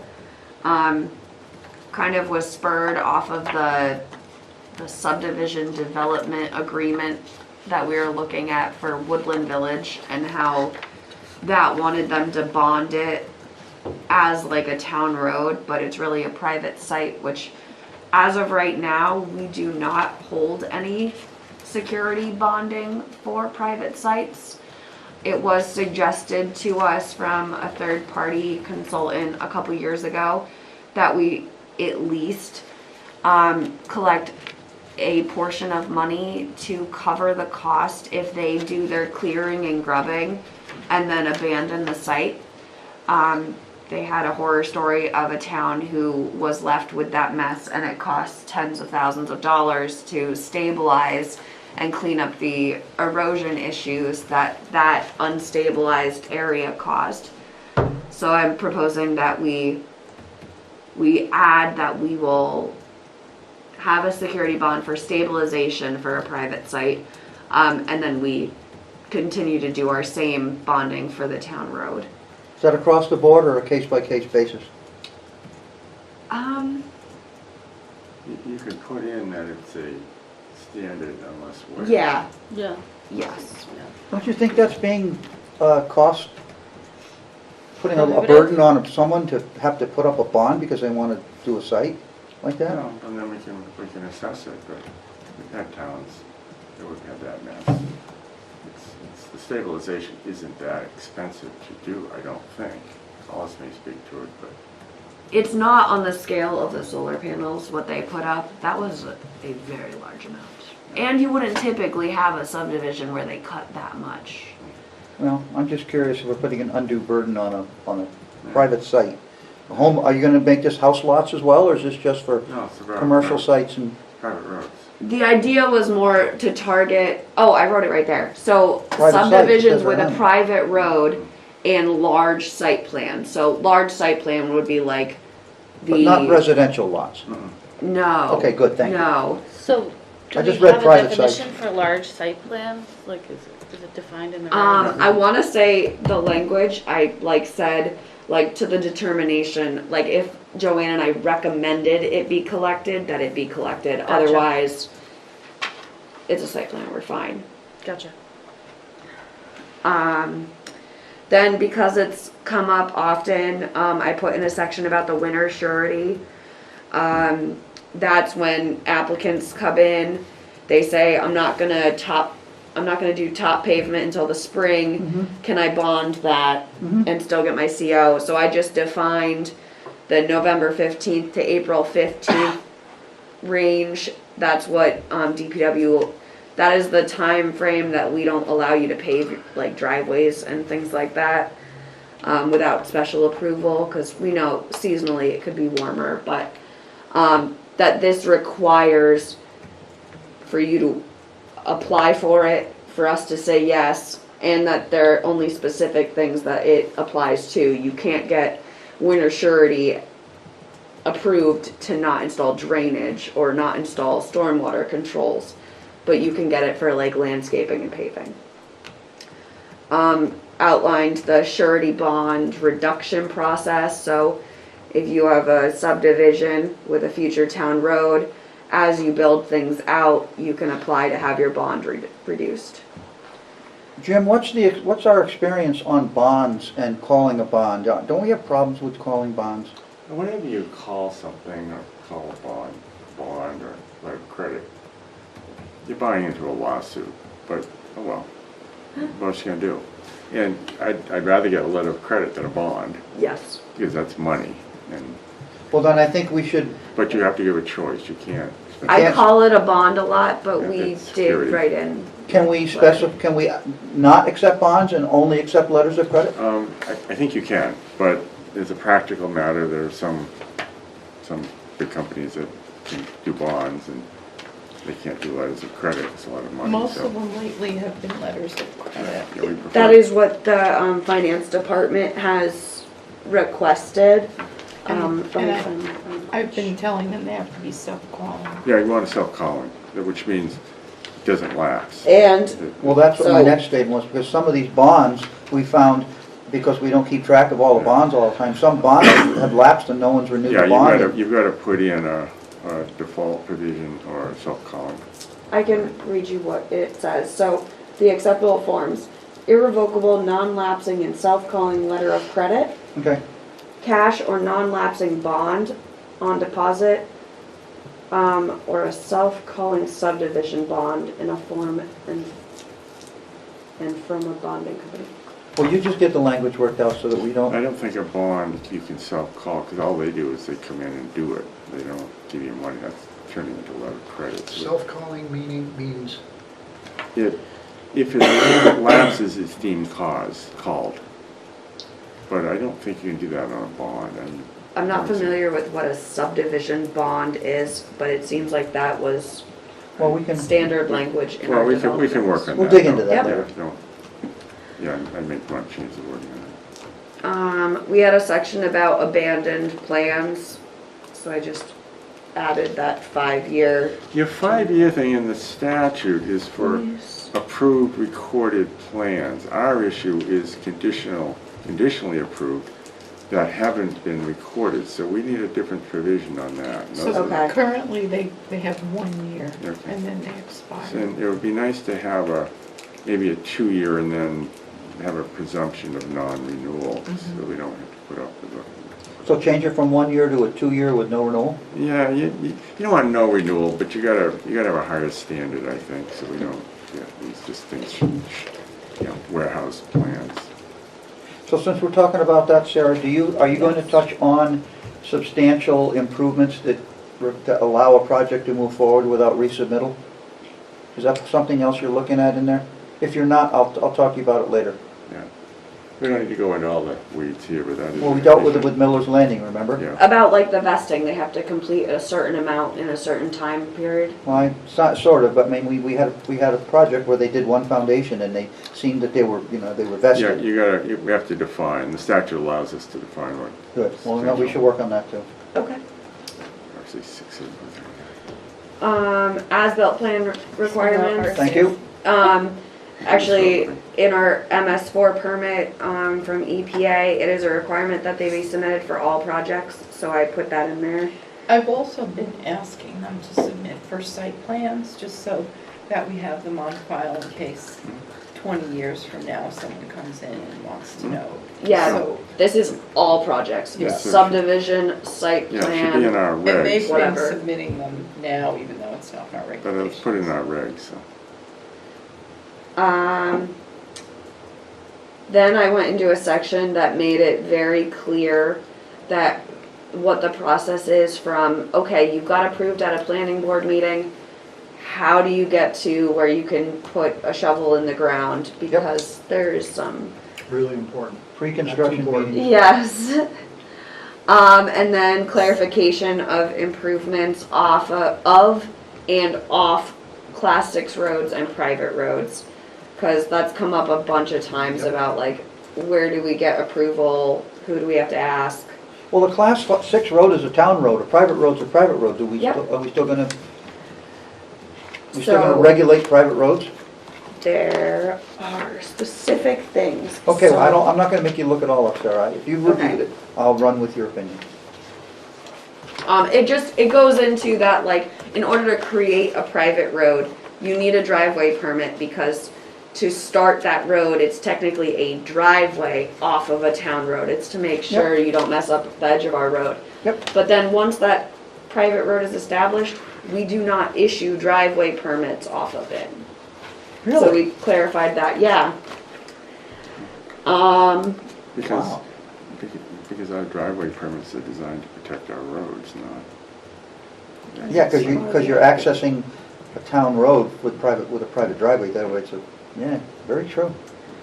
One of the things that I wrote in here that I am now questioning was that, my understanding was if you wanted to develop off of a private road, you needed select board approval. And I wrote that in here, but then I was questioning myself if the select board had the authority over a private road. Well, they do, it's issuance of building permits. Okay. They have to- I think Okay. we should include driveway permits on private roads myself. Because ultimately, all these private roads come back and ask to be taken over by the town at some point. And I think if the procedure is gonna be that we are gonna be in that boat, I think we should require driveway permits on private roads. I don't think people do that too much anymore. It has to be taken over by. Well, No, we can- go down and look at, We can ponder that. Tower Lane. Gotta figure out, the one down the road here. Parsons Lane. Parson was the last one. There are limits to our jurisdictions, right, to kind of define them. On the other hand, you can say, let's grab as much as we can and see if anybody pushes back, so No. that's what you're doing. I know that sometimes it's a game that I play with the town. But the statute on what people have to do to build on it, Private road has to be built to a town standard, well, that's. but nobody inspects it. Which makes no sense. And then you can't pick up trash on a private road. Right. Hey, not true. We are now having, because it's part of a plan, so we are having inspections on those. It's just not inspected to the level of a town road. Okay. All right, design standards and requirements for improvements. I included, because I think that question has come up, I did some Googling about the wetland boundary sign, and I put an example one in there. We removed the language about multifamily because it basically was a copy and paste of the zoning ordinance. So we just said to go look at the zoning ordinance. I listed the water precincts in the utility section because people always call us wondering where their water comes from. Well, you drill it. Yep. I corrected all the references to appendices, which I found errors in the copy that you have, but it's just the letters. It's not substantial. It's a format issue, but I fixed them today. I made the clarification that a private driveway is up to 2 and a private road is 3 or more. Up to what? I think it's lots. Huh? Two house lots. I think it's lots. But before it said up to 3 and then 3 or more. So it was not clear what 3 is. Is 3 a driveway? Is 3 a private road? Private driveway up to 2 houses per driveway, is that what that says? So a shared driveway Through a currently, shared driveway there agreement. can be 3 houses on a shared driveway, which is really a lot. So we reduced it to having 2 houses on a shared driveway, and anything over that would be considered a private road. Okay, thank you. Yes. We don't want paper streets, so It is information on developing them. So if they exist already, how you would go, if it's next to your house and you wanted to build that out, what the procedure is for that. Basically, go talk to the select board. Nancy asked for us to add additional references to the wetland delineation section. We added sections about sump pumps, and right-of-way encroachments, which are 2 issues that we deal with a lot of violations at DPW. So it clarifies what you can't, you shouldn't just, build your wall out in the town road right away. you should not do that. You shouldn't put a fence and then when it gets dominated by the plow, be mad at us.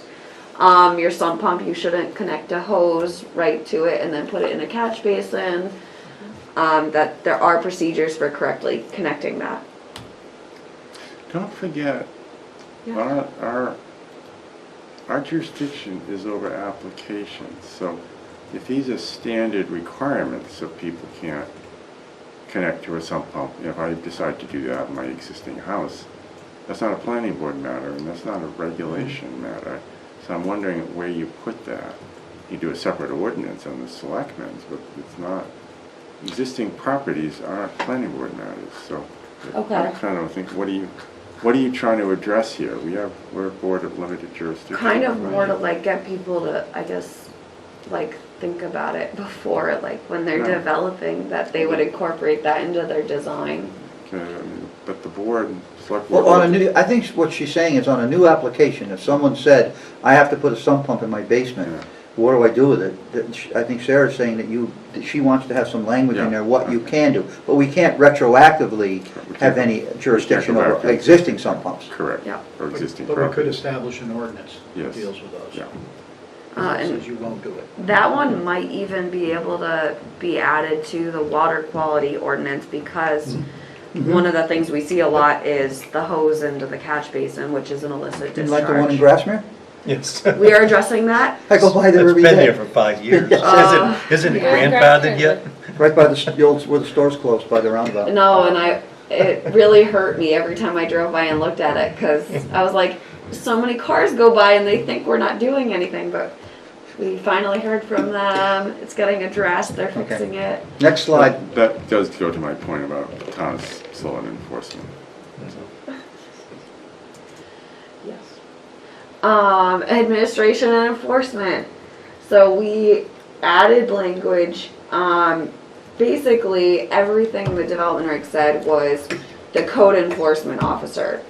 So we added language to allow DPW and the planning director to enforce the things we deal with that we want to enforce, that we tend to just forward on to the code enforcement officer, and then she gets bogged down and time goes by. Us and CO's the building inspector? Yes, but it looked like in the RSA that it could be any town officer. Boy, that's, And we are asked to weigh in on certificate of occupancy requirements all the time. you're asked to weigh in, but you're not allowed to, you're not enforcing. I wouldn't grant it. I think, I'd be careful stepping on Mark's toes with Okay. that one there, myself. Okay. I mean, you can discuss it, but I think that's squarely in Mark's wheelhouse. Okay. And then I outlined the correct process for making changes to plans after they have been approved. How they would present those changes to Joanne. She would determine if they are material or not. And then you would get approval, even if it's just staff approval, before you construct it. Not discussing it when you're trying to get your CO. Yep, that's important in battling. Yes. Well, my question for that one is we going to give Joanne full authority for making determinations on material or non-material? I thought that's board decisions. Let me see how I wrote it. Do you use the key words, material change or non-material change? Well, and I think let me see.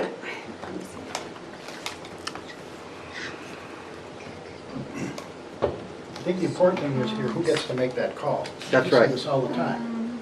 Does the planning board have to make that call, or can the staff make that call? or- Well, I'd like to go to Miller's Landing, where the prior planning director gave the authority for them to change the roof pitch on all the houses on Miller's Landing as a non-material change, which resulted in second floor occupancy on every building in Miller's Landing. Oh, is that right? Oh, yes. So I wrote it, all proposed changes should be reviewed by the town engineer, planning director, and/or code enforcement officer before they are constructed. Town staff will determine if the change is considered material and whether or not it requires planning board approval. I think that's a discussion we need to have. Okay. I do. Yep. I'm an anti-and/orian, by the way. What does that would mean, and/or? Does it mean one or all? Both. Sometimes she's not needed, sometimes she is. Yeah, but it doesn't tell You you know what happened, which. Carlton? We started. You might, by the way, look at Yeah, RSA what's that all about? 676, Yeah, we're putting extra bedrooms up 17A there. on who's authorized It's in all Okay. to enforce. But- We can't do it. but I think Legislative when I body, looked which into town it- meeting has to do it. I Okay. think They're the gonna give you plan guys did enforcement show power. the I don't think we can do that by potential regulation. site. Okay. I don't And think. he I came gotta back think to about the it a little planning more. board, and they kind of fluffed over it, and the board did give the authorization to do that. And Is that what it happened? was wrong. That it was sort of glazed over. No more Admittedly, glazing. some of this was dream world, what would. Hey, Sarah, if you don't reach out and reach for the stars, you're not gonna get anything. Go for it. Okay, so then the appendices. A was roadway standards. As part of our MS4 requirements, I will be drafting a street design and parking lot guidance report. And I just told you that right now because I put one little comment in there that, for guidance, please look at this report, which I'm going to draft in the next year. Which doesn't exist yet, okay. Yes. Can I say one thing that Yes. has really nothing to do with the regulations, but we had an EDC meeting last night and we had a business owner come and provide lots and lots of ideas and things, and what the main reason they were there was because they have a business on Main Street and they were complaining that there's no parking because, for their customers, because certain businesses have changed, like, for instance, the old Cumberland Farms, you can't park there Mhm. any longer, it's now a tow zone, and just different changes that have been made along the way. And now that's the second business that I've heard from who is complaining that they don't have parking for their customers because there's not enough parking. And in the case of the business owner last night, it was the quilting store, and like people are bringing their sewing machines with them, and then, you know, whatever else they're Yeah, carrying. there's 3 parking places in front of the quilting But store. what's happening is they're being used by customers from Putnam's at Been night used. when they have night classes. So I'm just saying, there was a big discussion about it last night, and I think, That all changed when the Cumberland Farms owners posted the tow-away Yeah. zone. Yeah. And the people are eating Yeah. dinner over at Putnam's, and they look up and their car's being towed away from right. across the street. And I suggested that they talk to the owner, because I don't know what will go in, and he doesn't either right now, what will go in that second unit. But currently, there's an insurance company that's closed in the evening. Maybe they could work out some sort of a deal that they have customers park there. But I don't think he'll want to get into any arrangements until he All right. knows who his second tenant is. Some valet parking. All right, But let's- just let's- to let's say, move on. there's discussion out there by businesses that we don't have enough parking Well, for the public. We can't create parking unless we start tearing buildings down. But Or anyway, look at some other spaces. yeah, buy some land from some other landowner. Go ahead. I've started asking for as-built in PDF as Good. well as AutoCAD. And then we wrote in this language from a DOT spec that allows this crushed stone substitution. It's verbatim from the DOT spec. We've just been asked if they can do it by contractors before, and the answer is yes, because like DOT allows it, so as What long is as a, you what follow is a that. crushed stone substitution? Substituting for what? What, yeah. You mean like glass and such? Crushed stone may be substituted for crushed gravel, provided there is a minimum of 1 foot of free draining material, sand, gravel, crushed stone. It's just where you can use crushed stone instead of crushed gravel. Well, as long as it meets your engineering Engineering standards. standards. Yeah, and what do we care? Yep. I'm a lawyer. Well, The answer is, and a we'll lot of say it yes. was glass, recycled glass became aggregate. No, this is just, you can use Aggregate crushed substitute. stone instead of crushed gravel, which is a great Do they product. still use the recycled glass? Not too much anymore, it got too expensive to grind In it. the pavement mix, but not as. No, they put it in bank run. And there were lots of complaints, like people started like They were? saying that their tires were popping and stuff. Yeah, except you can reach into the ground glass pile barehanded and That's grab a crazy. hand, you don't cut your hand. Driveway standards, we made it its own appendix. Good, Yay. yay. I wrote in there that, so really for any driveway permit that comes to us, I'd really like a drainage analysis for anything over 1,000 linear feet, because once it starts to get that long, you can't tell me that that's not having an impact. Well, that was Tim's comment, but you may say, and maybe required for any less. I think it should Yeah. also, I think it Okay. should include all down gradient driveways that send water to the town road. Okay. Yeah. Just go back to Mother's Day flood and What's- everywhere the what's town an- roads got what's damaged. an LF? Linear. Lineal linear feet. Sorry. Linear feet. Lineal feet. So that's a pretty long driveway. Not with the way the lots are today. Well, no, but we're talking about over, one is, Over 300, 300. isn't it? Exactly, yeah, and yes. that's what we're talking about today, so why would you make it 1,000? Because the drainage analysis is a pretty big engineering document. It costs a lot of money to It is, produce. and I'm saying for like, this is literally like, I come into DPW and I'm pulling a driveway permit and I have this great idea to make this road to my house, that it would allow DPW to say, well, we want to see some analysis on this, because that has an impact. But why would you have so high a limit and not allow Yeah, it? that's a long driveway. You know, I'm not gonna see many of those. I just threw it, oh, I would, when the camera's off, remind me to tell you about something. I think it's, Jim, I think it's about cost analysis as well. But there are, I think we may wanna have the ability required on smaller ones, and that's an issue. Maybe, I mean, it's not unreasonable to say we could put 300 linear feet, so that when it triggers NFPA, it triggers this unless otherwise determined by DPW. So like, Well, we can waive, So you're gonna put a waiver in there? Yep. yeah. Because what if the driveway's going down Yeah. gradient from the town road Well, into someone's land? And the Right. drainage analysis shouldn't be tied to the length of the driveway, it should be tied to the contributing watershed, That's right. which okay, may be big, or if it's on the crest of the hill, it may be small. But if it's in the valley, it may be huge. I just would say a blanket statement for anything over 1,000 feet, if the driveway's down gradient into a lot, you're never gonna affect the Well, let's. road, okay. but as Right. Paula stated, it could affect wetlands adjacent to the Yeah, driveway. So let's, Right. let's play, but I'd give us more power, not less. And then we can waive it if we need You can have a waiver process. to, which we have anyway. Just consider a new number, Sarah. okay, 500. And also consider anything that's down gradient to the town road, if it's gonna Yeah. contribute water to the town I'm drainage. just a lawyer, I don't know anything. The last one, yes. I don't like regulations just repeating zoning. No, we'd like them deleted from the zoning ordinance so that they are in, But don't forget, we are board of limited jurisdiction. If you take it out of zoning, we only have jurisdiction over site plan and subdivision approvals, not existing lots, not development of existing, Right. development of existing property. You weakened us by doing that, I think. interesting. Cause I mean, we use the driveway standards as written in the development regs for every driveway that comes into But DPW. but So the are we develop- not supposed the to? development regs are this board's regs, they're not zoning. So I think, I concur with Jim, I think zoning regs need to be left as is, because they were put Okay. there for a reason. And the development regs are easier to change, obviously, than the zoning Yeah, ordinance. so Much easier. Okay, there are some things we should put in the development regs, but don't take Yeah. substantive rules that apply generally, not just to new projects, out of the zoning and put them in the, I concur, Jim. okay. Yeah.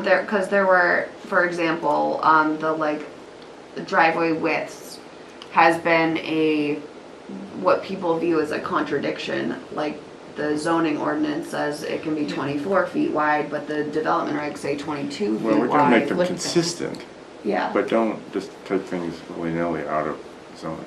You can use your driveway standards, appendix B, but at points you say reference zoning ordinance number, and then that way you can tie it back to your one shopping spot, but if they want to know about a particular thing, they need to go Okay. back to the zoning ordinance and reference the zoning ordinance to okay, be in compliance. They serve different, overlapping with different purposes. okay. So you probably have the same comment here. I will. This was taking out, all of the parking and parking requirements and putting them in the development regs. I mean, there may be times when that's appropriate, I just be careful about disrobing your zoning ordinance. Joanne, could I ask you a question? Compared to other towns, are our parking requirements more restrictive than other towns? Do we require a lot more parking than other towns do, based on the calculations for buildings? No. Okay, good, because I heard we were criticized for that once. Yeah, I've heard that too. So I just want to make sure that we are in congruence with neighboring towns, that we all sort of, The problem we have is, parking for downtown, the village, it's gonna be different from a new Right. development No. out where it's flat and big, so Right. do you have a one-size-fits-all and then waive it, which we do? How do you accommodate that? We can't require businesses in the village to have the parking that they'd have if they're a new strip mall. And that we was- also have agreements with other parking in the village. They can get their, we had that with the church, St. Yeah, Matthew's no, Church. but- The village was addressed through the village commercial district. Mhm. And there is Establishing language that. that says, for businesses that don't have any parking, that, if there's off-street parking or. We want to promote businesses, and if people can't park, they won't go. Oh, well, parking businesses. But, anyway, that's a different. My question was, are we compatible with other towns? And you say we are. Thank you. The problem I have with having part of it in the zoning for parking, part of it in zoning and part of it in the development regs, it seems like like, no one ever really pays attention to the zoning. They look at the development regs when Yeah. they're developing something. And I don't think there's not a lot of language in this zoning. I can't remember Okay, well, exactly. you may be but right, We can take another just look don't- at it. give you some authority if it's not in the zoning. Same thing for the driveways was like, the only place that there's any information about separation between driveways and distance from an intersection is the zoning. I think it has to stay there, so that's a quasi jurisdictional, or whatever you call it, agency, so Yep. they have authority to. Okay. But it does say. So then maybe it can be in the development regs and it's just like. Reference. Yeah. It does say in the zoning that for the, what Sarah's talking about, the separation of driveways, that this board can grant It's conditional a use conditional permit, use yeah. permit, Okay. so. Yeah, Leave it there. That's why So it it seems doesn't have to crazy go to me through that it ZBA. wasn't, you were sent to the zoning to read this requirement to be then sent back to planning to get approval for it, but it was not ever listed in the development regs. Well, then add it to development rules. I did. Perfect. D, okay, so this is what I passed out separately. Yep. The cistern standards. One of the other things that Deputy Chief Enos, no, I'm saying it right. He emailed me about, I guess someone mentioned to him about collecting a fee for like annual maintenance for the cisterns. No. He said they don't, he thinks it would be a bigger hassle to set up the account than it would be worth. where do you collect it from? Yeah, but Probably that. let's review Exactly. something. How could you collect a fee? The town takes possession of the cistern. Right. So that it is now town property. So you can't collect a fee from anybody to maintain town property other than our property tax. So, makes sense. The one thing I saw quickly, I just read it over in this particular section, and I don't know how the board feels about this, but their fire department is requiring cisterns after 3 or more subdivision, 3 or more Homes. lots, which seems kind of Small. a small amount for a 30,000 gallon cistern, which costs, I don't know how much anymore, it's just very Probably expensive. 150 to 200,000. I'd be curious what other towns do. But they have an alternative option. They do. That says they can waive it in whole or in part if they sprinkle the buildings, which is what we've seen more often. And we just had a subdivision Yeah. come before us where they said they would not, because he offered to sprinkler, and they said, no, we don't have any water up in that area. Yeah. So I'm confused. I am because- too. Well, okay, we can drill into that, but Okay. I'd be curious to see what other towns require. I don't know. I think it's usually like 5 or more. I Sir, did, on yes. on driveway standards, Yes. I don't see any reference to a driveway entering a state highway outside the compact area. We don't issue driveway. DOT is, I know you don't. Oh, but where do you- put a statement, where do that's a you good idea. point Yeah, the developer? yeah, good point. good point.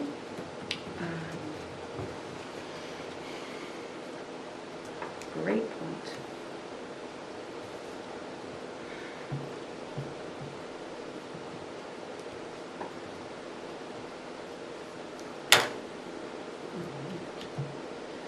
Open space, I don't have a ton of experience with them, so I didn't. I'd like to see us eliminate our open space developments because people take advantage of with our open space developments. I'm not They do gonna, the cluster thing and the houses are all jammed together. I'm gonna suggest you don't do away with it, but you look at how it can be. Yeah. Thank you. Yeah, we revisit it. After 5 years, you lose track of who's the president of the association and who has. Yeah, authority.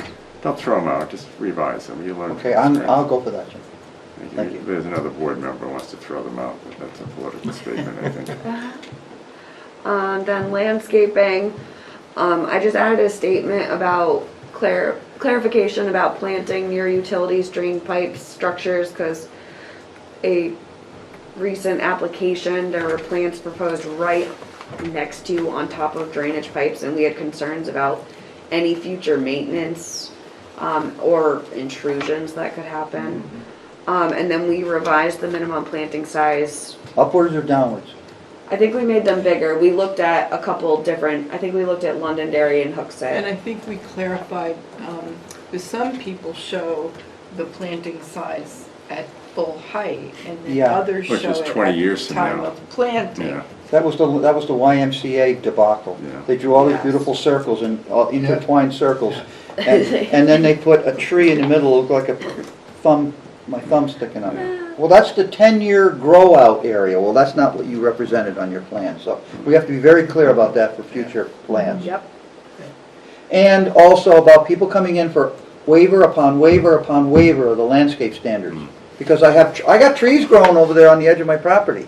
Those don't count for landscaping Yeah, standards. you're right, but- Yeah, Well, it needs clarification, I think we just need to. Because Where according is it? to our regs now, if the trees are, within the site itself, they do count, or they can count, as long as they're, I think they it's have to not be a some certain old shrub size falling and- over, and Well, I think we need a lot of clarification. It comes from the word screening. You're screening from what point of view? Right, That has to be explained. right. Right, if the purpose is to have the landscaping in the front along the road, but you're counting trees way in the back. Exactly. And if I could just say one more thing about landscaping. In Hooksett, they used to require a 2-year bond to make sure that the landscaping actually sustained Yep. itself through the winters. And if not, then not That's a that good the town idea. would do it, but the town would make them replace it and then give them back the money. Actually, I think a statement needs to be made, Sarah, in the language of the landscaping and screening standards, Yep. that they are a permanent part of the site plan, and they must be replaced at any time that they fail in the course of the ownership of the site, Yep.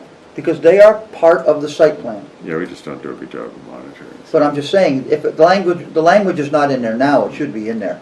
Yeah. That clearly states that that is for the life of the project, is not until it dies, and then you Yeah. don't have to replant it. Yeah, I That agree, should there be there needs to be clear. some performance standards Okay. for the landscaping portion. Then another thing we've run into is we've been trying to use the pre-construction meeting record that's published at all of our pre-construction meetings so that we have something signed by the applicant or owner. We don't need to talk about this. You want this, you Okay. got it. And on the next Yeah, so slide. I made 3 versions. Whatever works Town best for you. road, private road, and then something with no road because we couldn't alter it because it was published. We like that. Then we added some checklists. Good. A completeness checklist, subdivision and site plan checklist, those already existed. How about an original checklist for an applicant when they walk in the door? Is that part of, I think there was a process checklist, wasn't there a process? Yeah. good, you have one already? Well, that is like what the It's like- first section is. It's like So laid I out could as turn step by that- step. I Right. could turn that into a checklist. Exactly, checklists are great, in my opinion. The more the better. I You created, You didn't tell me I had to do this. Oh, yeah, it's right there on the checklist. And you checked the box. I actually, that was Some it. people just check the box. and- Well, thank you, Sarah, for all that. Let me see. Aww. I, Whoops. Was that your baby? Yeah, let's that go is back to that. Caroline. There she is. Oh, she's cute. I love her shoes. How about your dog? Where's a picture of your dog? We hear that thing barking all the time during the meeting. Oh, we got replaced. What? But I Huh? just- No, like his picture.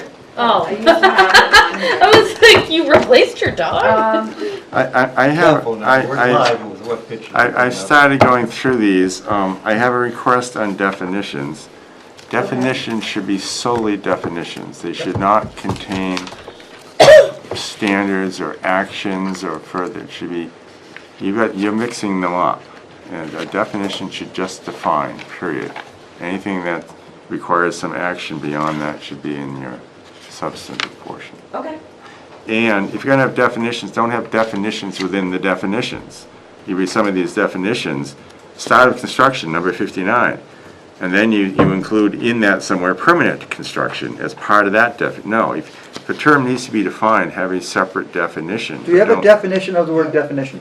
A definition defines. It doesn't set standards. And, you do that all the way through here. Hey, you know what I just saw up there? I just saw the word sports dome. Yeah. They cleared the land for that today. Yeah. Did they? Yep. A which in that are not the same Should words. not have been full clearance. Listen. They were a little That is a restrictive relative pronoun, which is a non-restrictive relative pronoun. If you set out with commas, it's a non-restrictive. There's a difference. So we should hire some college student as an English major To go edit through these this, when we're done. absolutely. Yeah, That way you don't absolutely. have to. Because it's unclear sometimes what the meaning is, because it's not something you spend your time. You're too busy rowing, when you're to WPI to learn that. Have they graduated from St. A's yet? Have they already had graduation? Yeah, they did. Yeah. So get one of next year's seniors to do it for a project for their thesis or something. Yeah. My daughter was an English major.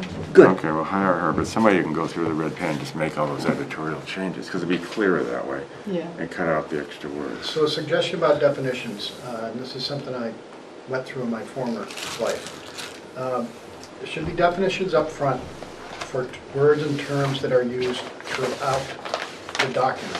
However, there are definitions that are specific Yeah. to only certain subsections. So each subsection should have us up front additional definitions that apply only to this subsection. We have drainage section. Yeah, they just make sure they're consistent, you're not using Right. the same word in Right. different ways. Exactly. That causes confusion. That I Yeah, agree. that's right.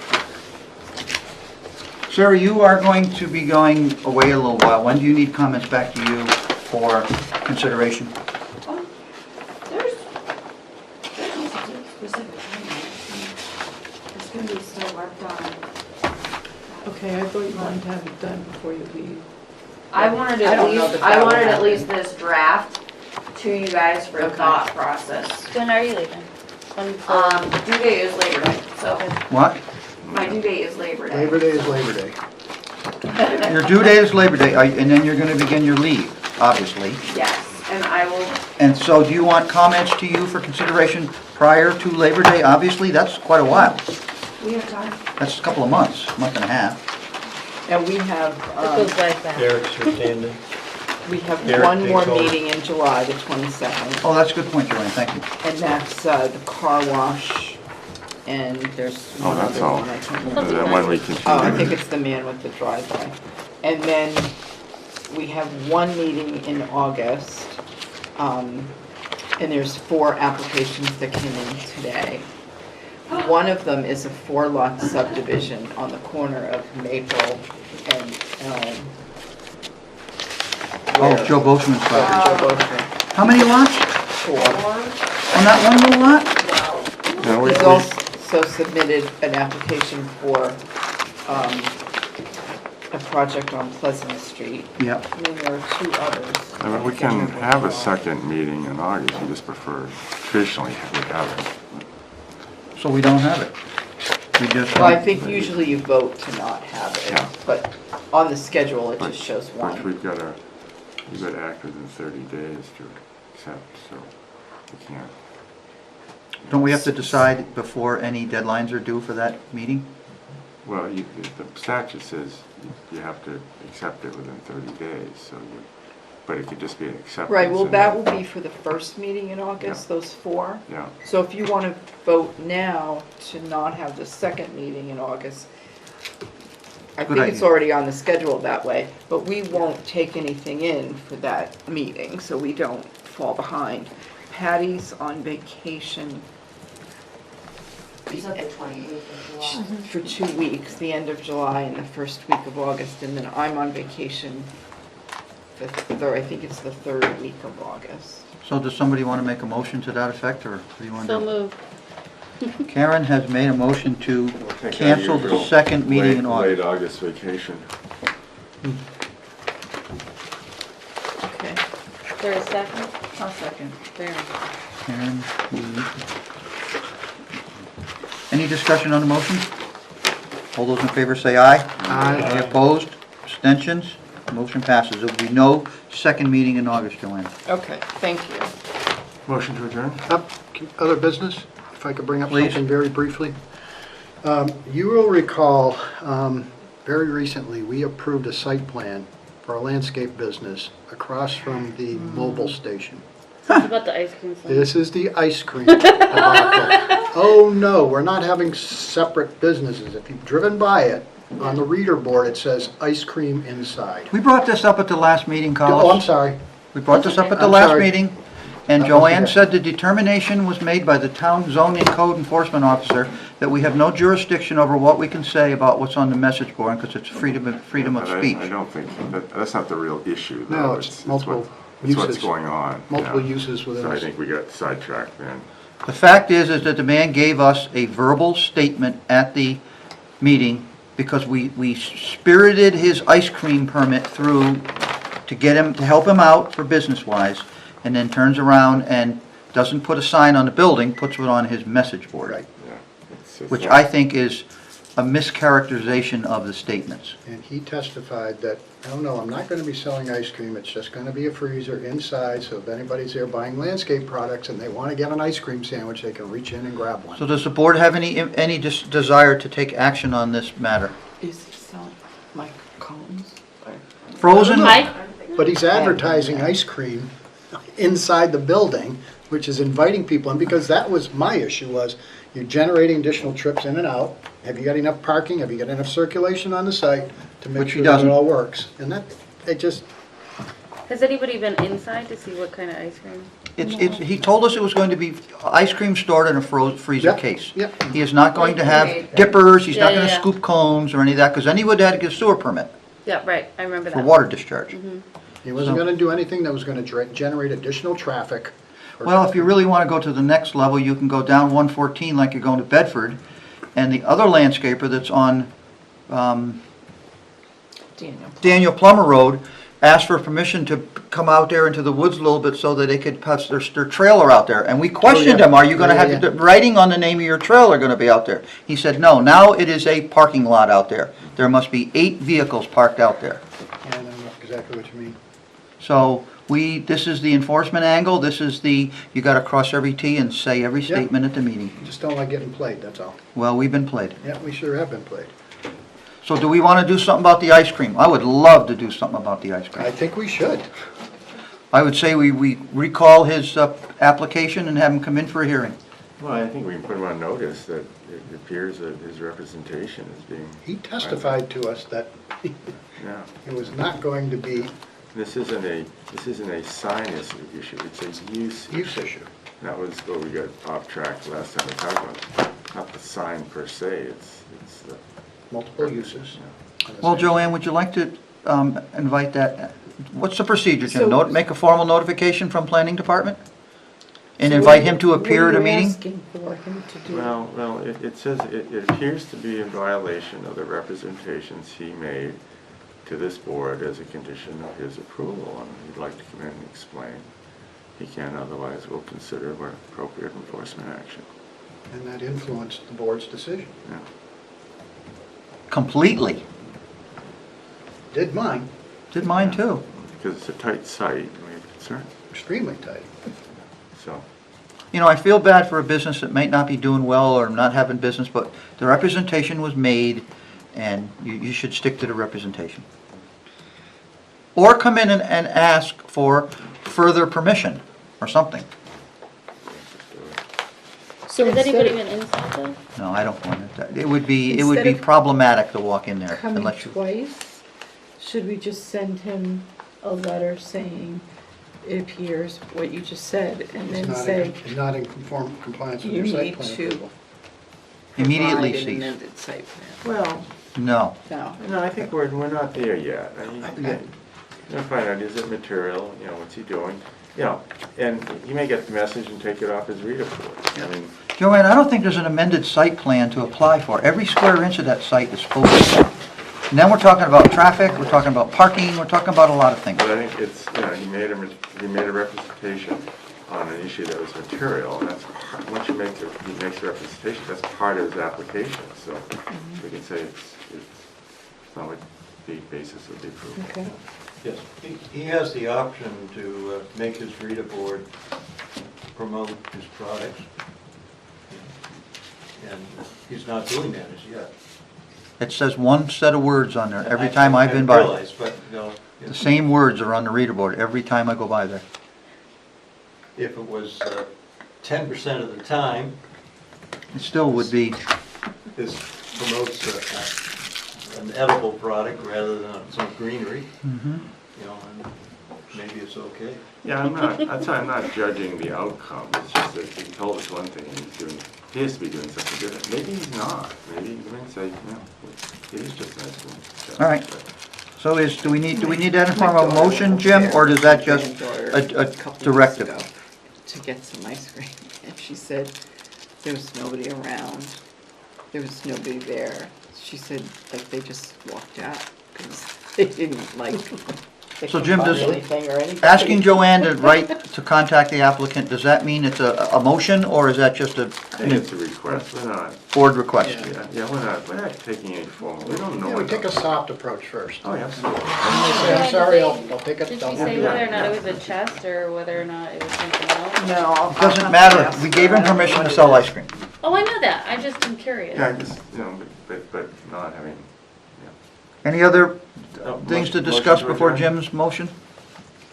Okay, Jim's made a motion to adjourn. Second by Karen, all those in favor say aye. Bye. Aye. Opposed? Thank you, everyone. Thank you, TV Land, we're all done.